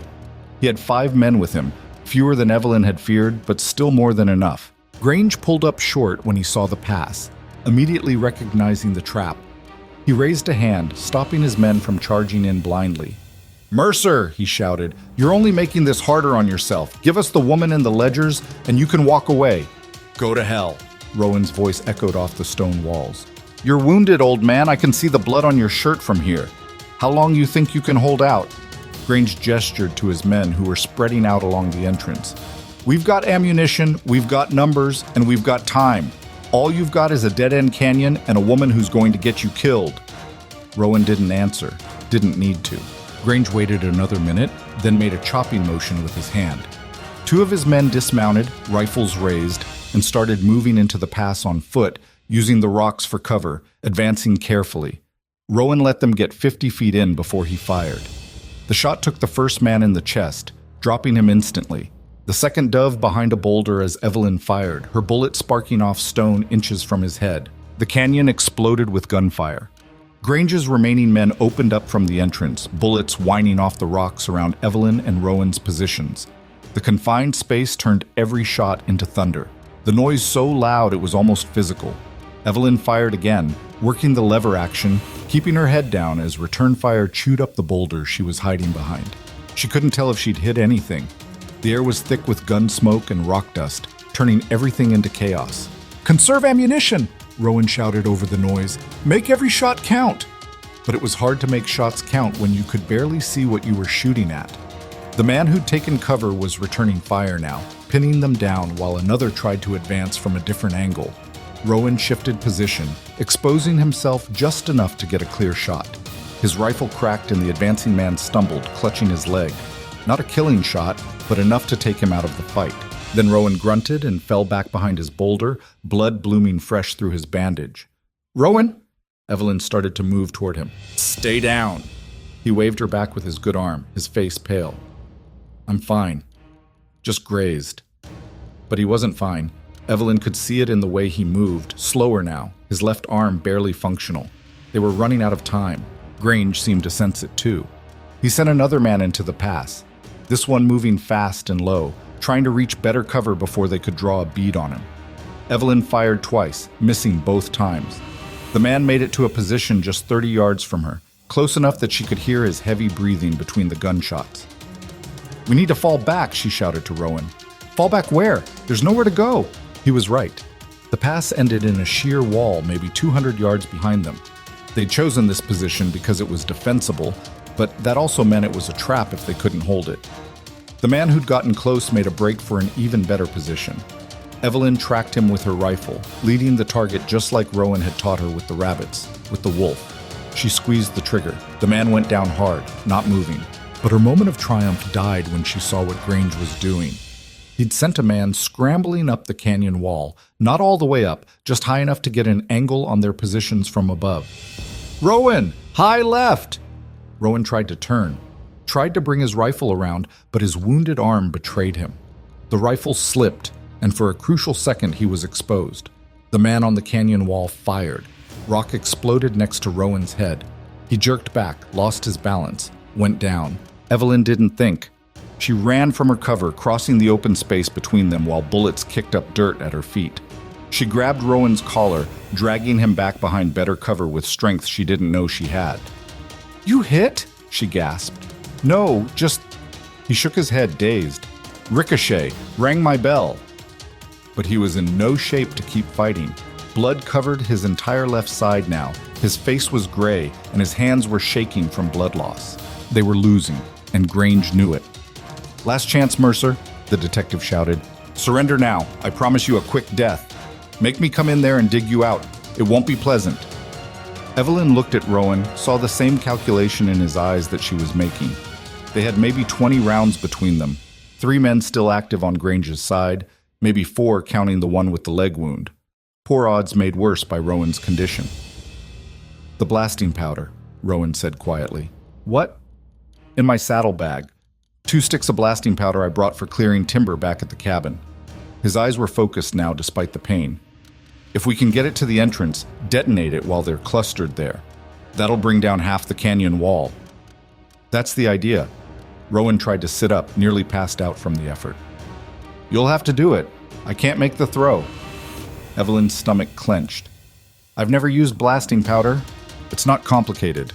Light the fuse, throw it, run like hell." He managed a weak smile. "You've done harder things." She wanted to argue, wanted to find some other option that didn't involve her running into gunfire with explosives. But Grange's men were advancing again, using the covering fire from their companion on the canyon wall to move closer. "Tell me what to do," Evelyn said.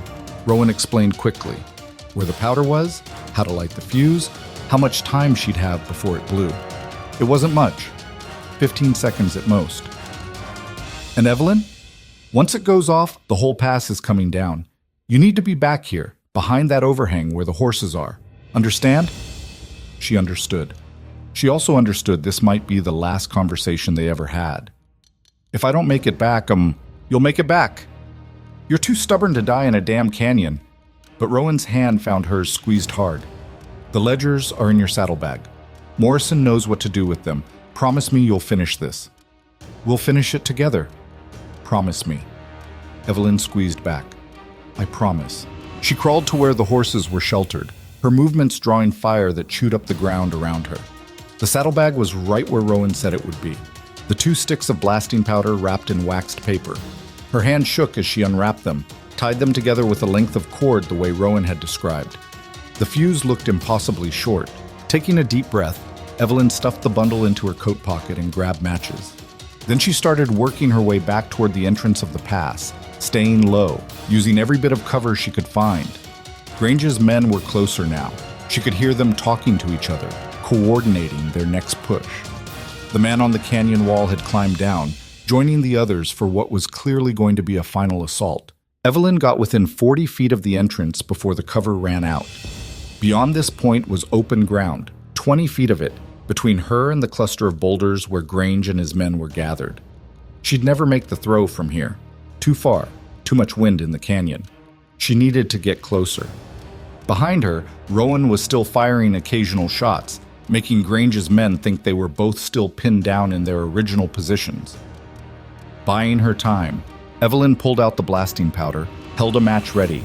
Her heart was hammering so hard she could feel it in her throat. Then she ran. The first few steps, nobody noticed.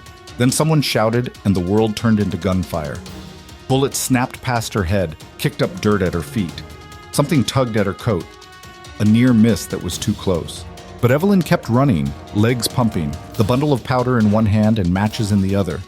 She was 15 feet from the entrance when she struck the match, touched it to the fuse. The fuse caught with a sizzle that seemed impossibly loud. 10 feet. The fuse was burning fast, faster than she'd expected. 5 feet.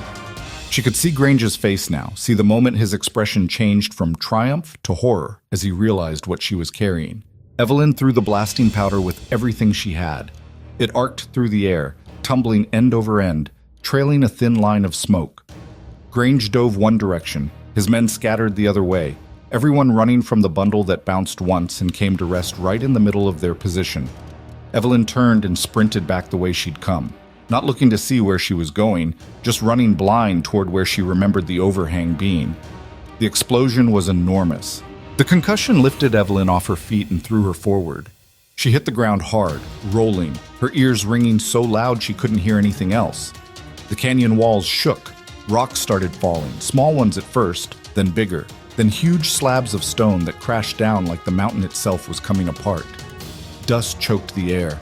Evelyn couldn't see, couldn't hear, could barely breathe. She crawled forward on hands and knees, feeling for the overhang, for safety, for anything solid. A hand grabbed her collar, dragged her the last few feet. Rowan. He'd come out from cover, had been waiting at the edge of the overhang to pull her in. They collapsed together in the small protected space while the canyon continued to destroy itself around them. The rockfalls seemed to last forever.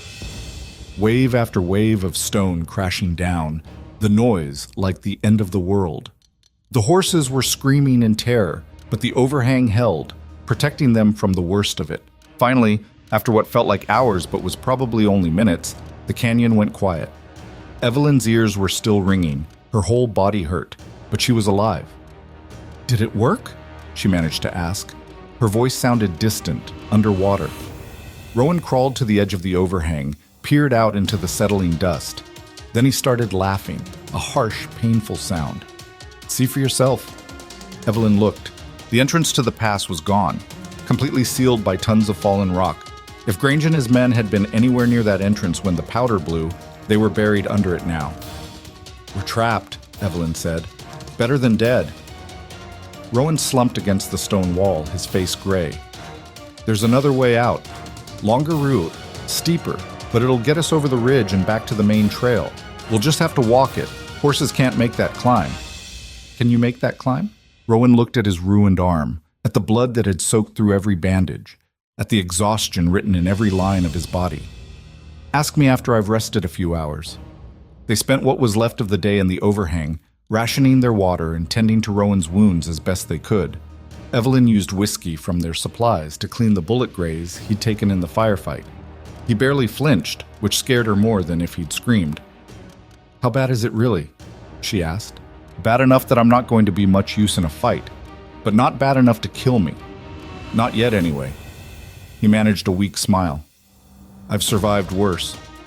"When?" "War. Took a cannonball fragment in the shoulder at Petersburg. Doctors wanted to amputate. I told them I'd rather die with both arms than live with one." He gestured at the scarred tissue visible above his bandages. "Obviously, I won that argument." Evelyn had seen the scars before but never known their origin. That's where the stiffness comes from. "Yeah, some days it's worse than others. Today's pretty bad." He closed his eyes. "Going to sleep for a bit. Wake me if you hear anything that's not rock settling." He was asleep within seconds, his breathing shallow and rapid. Evelyn kept watch, her rifle ready, though she doubted anything was getting through that wall of rubble anytime soon. As the sun began to set, painting the canyon walls in shades of orange and red, Evelyn thought about how far they'd come, about the woman who'd stepped off the train in Frost Hollow, too soft for this world, too scared to survive. That woman was gone. In her place was someone harder, someone who could kill when necessary, someone who could throw explosives and bring down mountains. She wasn't sure she liked who she'd become, but she was alive. They both were. That had to count for something. Rowan woke in the full darkness, disoriented and feverish. Evelyn got water into him, changed his bandages again. The wounds were angry and red, infection setting in despite her best efforts. "We need to get you to a doctor," she said, "after we get out of this canyon, after we reach Cheyenne." His voice was stubborn despite the fever. "I'll be fine." "You won't be fine. You need real medicine, real help. What I need is to get you somewhere safe. Everything else is secondary." He gripped her hand with surprising strength. "Don't let me slow you down. If I can't make the climb, you go without me." "Like hell." "Evelyn? No. We do this together or not at all." She met his fevered eyes with a look that brooked no argument. "I didn't drag you through this just to leave you in a canyon. We're finishing this, both of us." Rowan was quiet for a moment. Then he nodded. "All right. But if I pass out on that climb, you better drag my sorry carcass over the ridge. If I have to. They left at first light, abandoning the horses with regret but no choice. The climb Rowan had mentioned was even worse than Evelyn had imagined. A narrow game trail that switchbacked up the canyon wall at angles that seemed designed to kill anyone foolish enough to attempt them. Rowan struggled from the first step. His balance was off, his wounded arm useless, fever making his movements uncoordinated. Evelyn stayed close, ready to catch him when he stumbled, which was often. It took them 6 hours to climb what should have been a 2-hour ascent. By the time they reached the ridge, Rowan was barely conscious, moving on pure stubbornness and nothing else. But the view from the top made even Rowan pause. Behind them, the canyon where they'd made their stand. Ahead, the trail to Cheyenne, visible as a thin line cutting through the wilderness. And in the far distance, smoke rising from what had to be a settlement. "How far?" Evelyn asked. "Day's walk, maybe less." Rowan swayed, caught himself against a tree. "I can make it." He didn't make it half a mile before he collapsed. Evelyn caught him, eased him down as gently as she could. His eyes were closed, his breathing ragged, the fever burning through him like fire. "Rowan, stay with me, please." No response. Evelyn looked at the trail ahead, at the smoke in the distance, at the man who'd given up everything to keep her alive. Then she started walking. She didn't walk alone for long. Within an hour, she'd flagged down a freight wagon heading north. The driver took one look at Rowan's condition and didn't ask questions, just helped her load him into the back. "There's a doctor in Cheyenne," he said. "I'll get you there." True to his word, the wagon driver delivered them directly to the doctor's office as the sun was setting. The doctor, an older man with kind eyes and steady hands, took one look at Rowan and started barking orders to his assistant. "Infection's bad. He's going to need surgery to clean those wounds properly. You family?" "I'm his wife," Evelyn said. The doctor nodded. "Then you should wait outside. This is going to take a while." Evelyn spent the next 4 hours sitting on a bench in the doctor's waiting room, still wearing clothes stiff with blood and dirt, the rifle across her knees because she couldn't bring herself to put it down. Other patients came and went, giving her strange looks but keeping their distance. She didn't blame them. She probably looked half wild. Finally, the doctor emerged, wiping his hands on a towel. "Your husband's tough. He'll live, but it was close. Another day, and that infection would have killed him." Relief hit Evelyn so hard she nearly fell over. "Can I see him?" "He's sleeping. Probably will be for a while. I gave him laudanum for the pain, but yes, you can sit with him." Rowan looked small in the doctor's bed, his scarred chest wrapped in clean bandages, his face pale but peaceful in sleep. Evelyn pulled a chair close, took his hand, and let herself cry for the first time since Denver. She cried for the fear, for the violence, for the man who'd nearly died protecting her. Cried for the woman she'd been and the woman she'd become. Cried until she had nothing left. Then she dried her eyes, checked her rifle one more time, and settled in to keep watch. They weren't safe yet. Grange might be dead, buried under tons of rock, but Barron was still out there. And until Morrison made his move, until those ledgers did what they were supposed to do, the danger wasn't over. Evelyn just hoped they'd both survive long enough to see it through. Rowan woke on the third day, his eyes clearer than they'd been since the gunfight. The first thing he saw was Evelyn slumped in the chair beside his bed, rifle across her lap, her head tilted at an angle that would leave her neck aching for hours. She'd kept watch the entire time he'd been unconscious. The doctor had told him that much when he'd checked the wounds that morning. "Your wife hasn't left this room except to use the necessary," the doctor had said. "Barely eats, won't sleep more than an hour at a time. I tried to convince her you were safe here, but she just checks that rifle and tells me I don't know what's hunting you." Now, watching her sleep with exhaustion written in every line of her body, Rowan felt something crack open in his chest. This woman had dragged him out of a canyon, had gotten him to safety when he couldn't walk, had stood between him and everything that wanted them dead. And he'd started this whole arrangement planning to send her back east on the first train. "You're awake," Evelyn said without opening her eyes. "I can tell by your breathing." "How long have you been faking sleep?" "About 10 minutes. Wanted to see if you'd try to sneak out." She opened her eyes, and the relief in them was almost painful to see. "How do you feel?" "Like I got shot twice and fell down a mountain, but alive." He tried to sit up, managed it on the second attempt. What did I miss? Morrison sent a telegram 2 days ago. The new territorial governor arrived early. He's reviewing the case now. Evelyn handed him a folded piece of paper. Judge Patterson brought this over yesterday. Rowan read the telegram, his eyes widening with each line. Morrison had filed charges. Barron had been arrested. Half the territorial government was under investigation. The Crawford Valley families were being offered restitution. It's happening, he said. You actually did it. We did it. Evelyn's voice was firm. Don't pretend you weren't bleeding in a canyon so I could get those ledgers to the right people. Yeah, well, you're the one who had the guts to steal them in the first place. Rowan set the telegram aside. What about Grange? No word. Morrison's people sent someone to check the canyon.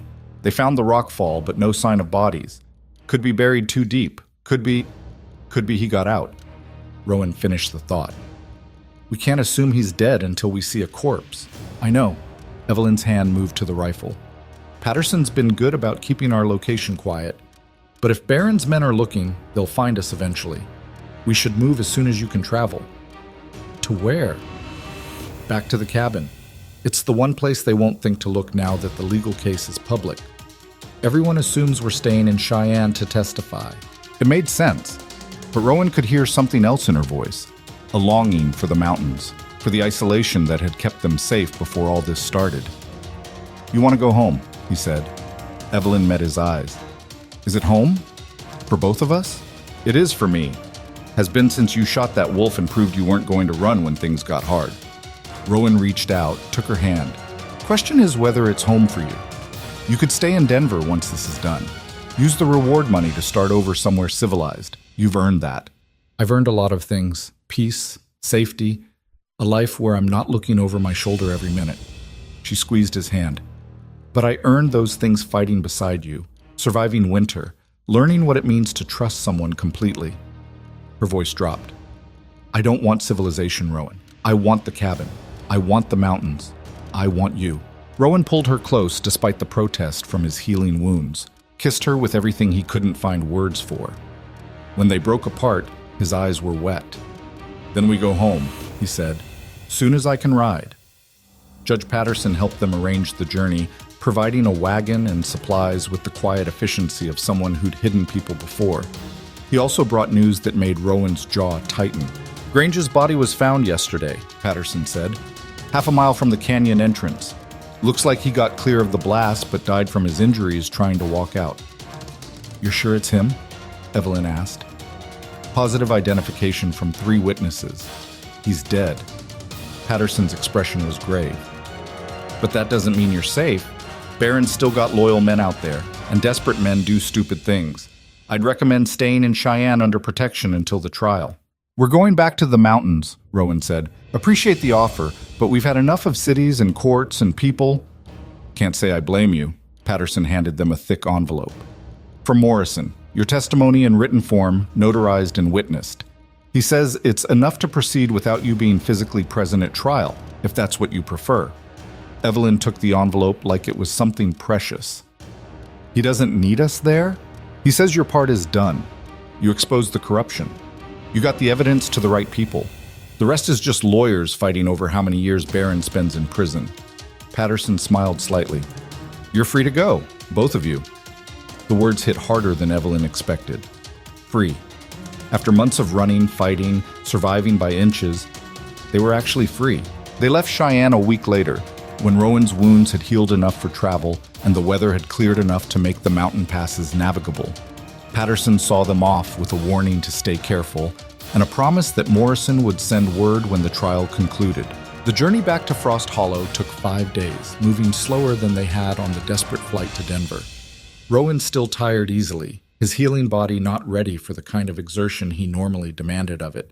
But Evelyn could see him getting stronger each day, the color returning to his face, the steadiness returning to his hands. They reached Frost Hollow on a clear afternoon, the town looking exactly as it had when Evelyn had first arrived.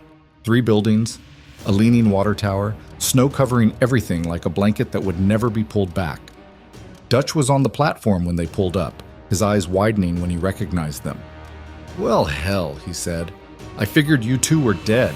Whole territory's been talking about nothing but Baron's arrest and the mountain couple who brought him down. We're not dead, Rowan said. Just tired. Heard Grange came hunting you.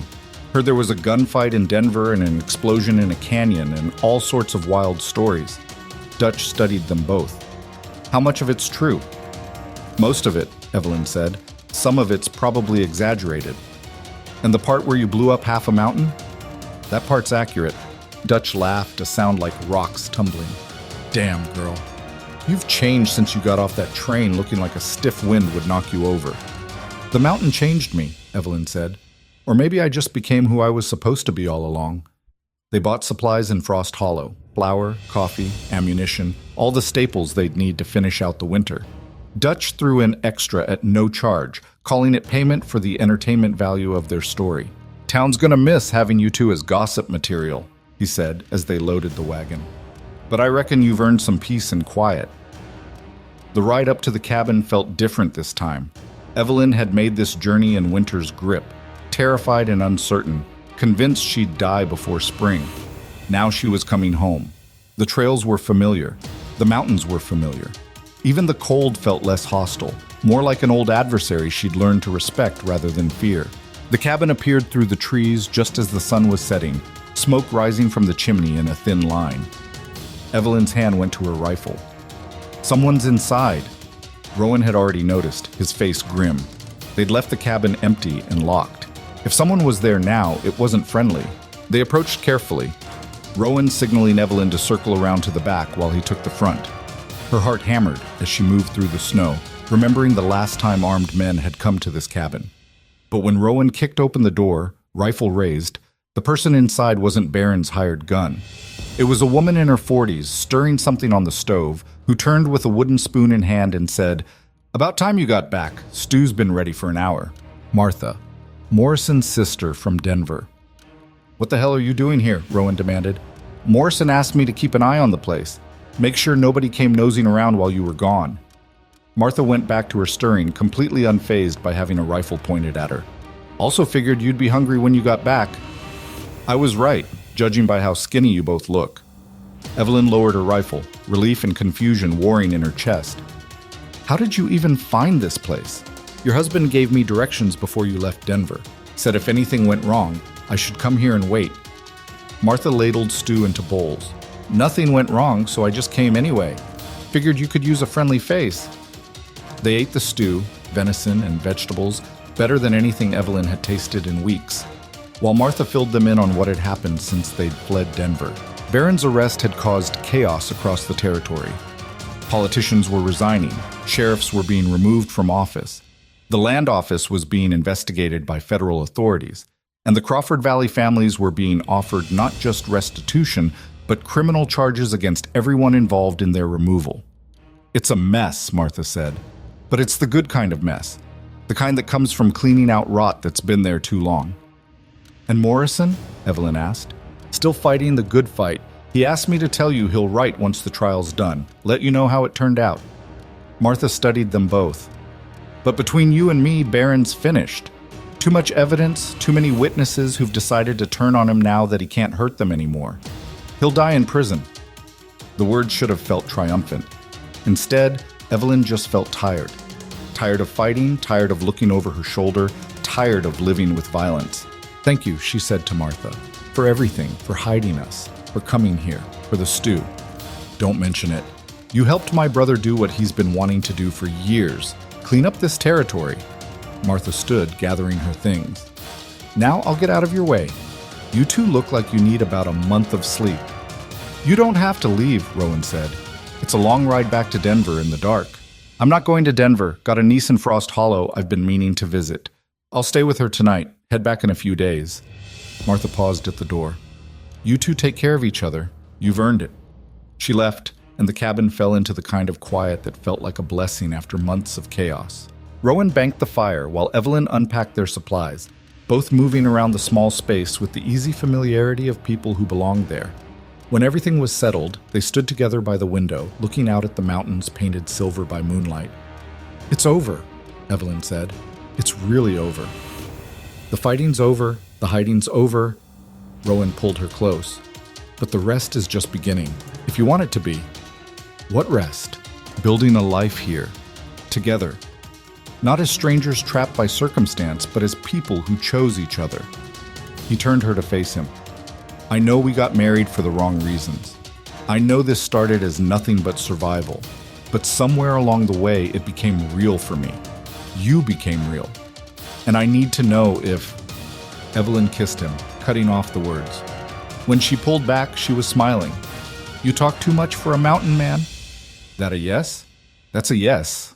They spent that night wrapped together in the bed they'd once divided with careful distance, finding warmth and comfort, and something that felt like home. And when dawn came, painting the cabin in shades of gold, they woke together and started the work of rebuilding what the winter had tried to destroy. The weeks that followed had a rhythm that felt almost normal. Rowan's wounds healed properly with rest and proper food. Evelyn's skills with the axe and the rifle became genuine instead of desperate. They worked together to repair the cabin's weak points, to restock supplies, to prepare for the spring that was slowly approaching. News from Denver came in letters from Morrison, each one bringing updates on the trial. Barron had been convicted on 17 counts. Judge Hastings had been removed from the bench. The territorial governor had launched a full investigation into land fraud across Colorado. The Crawford Valley families were being given their land back along with compensation. And Evelyn was being offered a reward, $5,000, for her role in exposing the corruption. She read that part of the letter 3 times, not quite believing it. That's a fortune, Rowan said, reading over her shoulder. You could do anything with that money. Buy property in Denver, start a business, live comfortable for years. Or I could invest it in this cabin, Evelyn said. Make it stronger. Add a proper barn, maybe even build a second room so we're not sleeping 2 feet from the stove. Rowan was quiet for a moment. You're sure that money could buy you a whole different life? I don't want a different life. I want this one. Evelyn set the letter aside. I spent years in Philadelphia trying to be someone I wasn't, trying to fit into a world that didn't want me. Up here, I don't have to pretend. I can just be. Even when being means hauling water in January and fighting off wolves, especially then, she took his scarred hands in hers. I'm not afraid of hard work anymore. I'm not afraid of the cold or the isolation or any of it. The only thing I'm afraid of is losing this. Losing you. Rowan pulled her close, his voice rough. You're not gonna lose me. I survived a war, 14 years alone in these mountains, and getting shot by Barron's hired killers. I'm too stubborn to die now. Spring came slowly to the mountains, the snow melting in fits and starts, revealing the dead grass and mud beneath. Evelyn and Rowan used the reward money exactly as she'd suggested, improving the cabin, building a proper barn, creating something that would last beyond one winter. They worked side by side, and Evelyn discovered she was good at this. Good at planning, good at building, good at creating something permanent from raw materials and sweat. One afternoon, while they were framing the new barn, a rider appeared on the trail. Evelyn's hand went to her rifle automatically, but Rowan shook his head. It's all right, I know him. The rider was a trapper Rowan had known for years, a man named Cole who lived even deeper in the mountains. He brought news from the frontier, who'd died over winter, who'd survived, which trappers were moving to new territories. And he brought one more piece of information. Heard a story from a fellow down in New Mexico, Cole said. Claims there's a woman down there telling everyone she brought down a railroad empire with nothing but stolen ledgers and a mountain man's rifle. Says she's writing a book about it. Evelyn laughed. That's not me. I'm not writing anything. Didn't say it was you, just said I heard the story. Cole grinned. But it's all over the territories now, the woman who stood up to Barron, the accountant who became a fighter. People are calling it the tale of the frozen bride. I hate that name, Evelyn muttered. Better than being forgotten, Rowan said. Stories matter. They show people what's possible. Cole stayed for dinner, swapping news and stories until the sun went down. Before he left, he shook both their hands. You two did something most people wouldn't have the guts for, he said. Territory's better for it. Just wanted you to know that. After he rode away, Evelyn and Rowan sat on the porch of their half-built barn, watching stars appear in the darkening sky. Do you think it mattered? Evelyn asked. Everything we did. Everything we risked. In 10 years, will anyone remember? Will it have changed anything? Rowan was quiet for a moment, considering. Crawford Valley families got their land back, barons in prison, corrupt officials lost their positions. That's not nothing. But there's always another baron, always another corrupt official waiting to take their place. Maybe, probably. Rowan took her hand. But that doesn't mean fighting them isn't worth doing. You can't fix everything, can't save everyone. But you saved those families. You made it harder for the next baron to do what this one did. That matters. Even if we almost died doing it, especially because we almost died doing it, easy victories don't teach anyone anything. But surviving the hard fights? That shows people what's possible when you refuse to back down. He looked at her, his scarred face serious in the starlight. You were scared when you got off that train. You didn't know if you'd survive a week. But you fought anyway. You learned anyway. You became dangerous anyway. That's the real story. Evelyn leaned against him, feeling the solid warmth of his presence. I couldn't have done it alone. You wouldn't have had to if the world was fair, but it's not fair, so we do what we can with what we've got. He kissed the top of her head. And what we've got is each other. That's enough for me. The barn was finished by early summer, solid and strong, with room for animals and equipment and all the things they'd need to make the homestead sustainable. They stocked it carefully, planning for the next winter with the knowledge hard-won from surviving the last one. In August, a final letter came from Morrison. The trial was over. Barron had been sentenced to 30 years. Every official implicated in the corruption had been removed from office, and Morrison himself had been appointed to the Territorial Supreme Court. He's asking if we'll come to his installation ceremony, Evelyn said, reading the letter. Says we deserve recognition for what we did. Do you want to go? Rowan asked. Evelyn thought about Denver, about crowds and ceremonies and all the attention that would come with being the woman who brought down Conrad Barron. Thought about the questions she'd have to answer, the stories she'd have to tell over and over. Then she looked around the cabin, at the sturdy walls she'd helped repair, at the stove she'd learned to master, at the life she and Rowan had built from nothing but determination and refusal to quit. No, she said, this is where I belong. Let Morrison have his ceremony. We've already got everything we need. They sent their congratulations and stayed in the mountains. The years that followed weren't easy. Winter was always brutal, always testing. There were lean times when game was scarce, hard times when injuries or illness threatened. There were arguments, frustrations, the inevitable friction of two stubborn people learning to build a life together. But there was also laughter, joy, the satisfaction of surviving another winter, of bringing in a good harvest, of watching the homestead grow stronger year by year. Evelyn never went back to being the frightened woman in the torn velvet coat. That woman had died somewhere in the snow, replaced by someone harder and more capable. Someone who could split wood without thinking, shoot straight without hesitation, and face down whatever the mountain threw at her. But she also discovered she could be soft when it mattered, could let Rowan take care of her when she was sick, could accept help without seeing it as weakness, could build something with someone instead of always fighting alone. Rowan changed too. The bitter isolation that had defined his life for 14 years melted like spring snow. He smiled more, talked more, let himself need someone without treating it as a failure. They built something together that was stronger than either of them could have managed alone. Not just the cabin and barn, but a life, a partnership, a love that had been forged in ice and fire and had come out the other side as something unbreakable. 5 years after Evelyn had stepped off the train in Frost Hollow, she stood on the porch of their cabin watching Rowan work in their garden. He'd added it 3 years ago, saying they needed fresh vegetables even if it meant fighting the altitude and short growing season. He looked older now, more gray in his hair, more lines around his eyes. But he looked happy in a way she'd never seen in those first desperate months. You thinking about something? He called over. Just about how far we've come, Evelyn said. How different everything is. Rowan straightened, wiping dirt from his hands. Different good or different bad? Different perfect. He laughed at that. Nothing about this life is perfect. Garden's struggling, roof needs repair again, and I'm pretty sure something's been getting into the chicken coop at night. I didn't say the life was perfect. I said it was perfect for us. Evelyn crossed to him, took his dirt-stained hands. We survived, Rowan. We won. Not just against Barron and Grange, but against everything that said we couldn't make this work.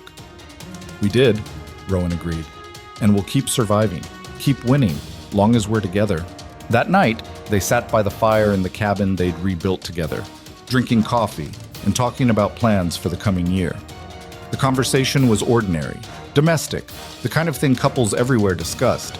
But there was nothing ordinary about what they'd survived to get here.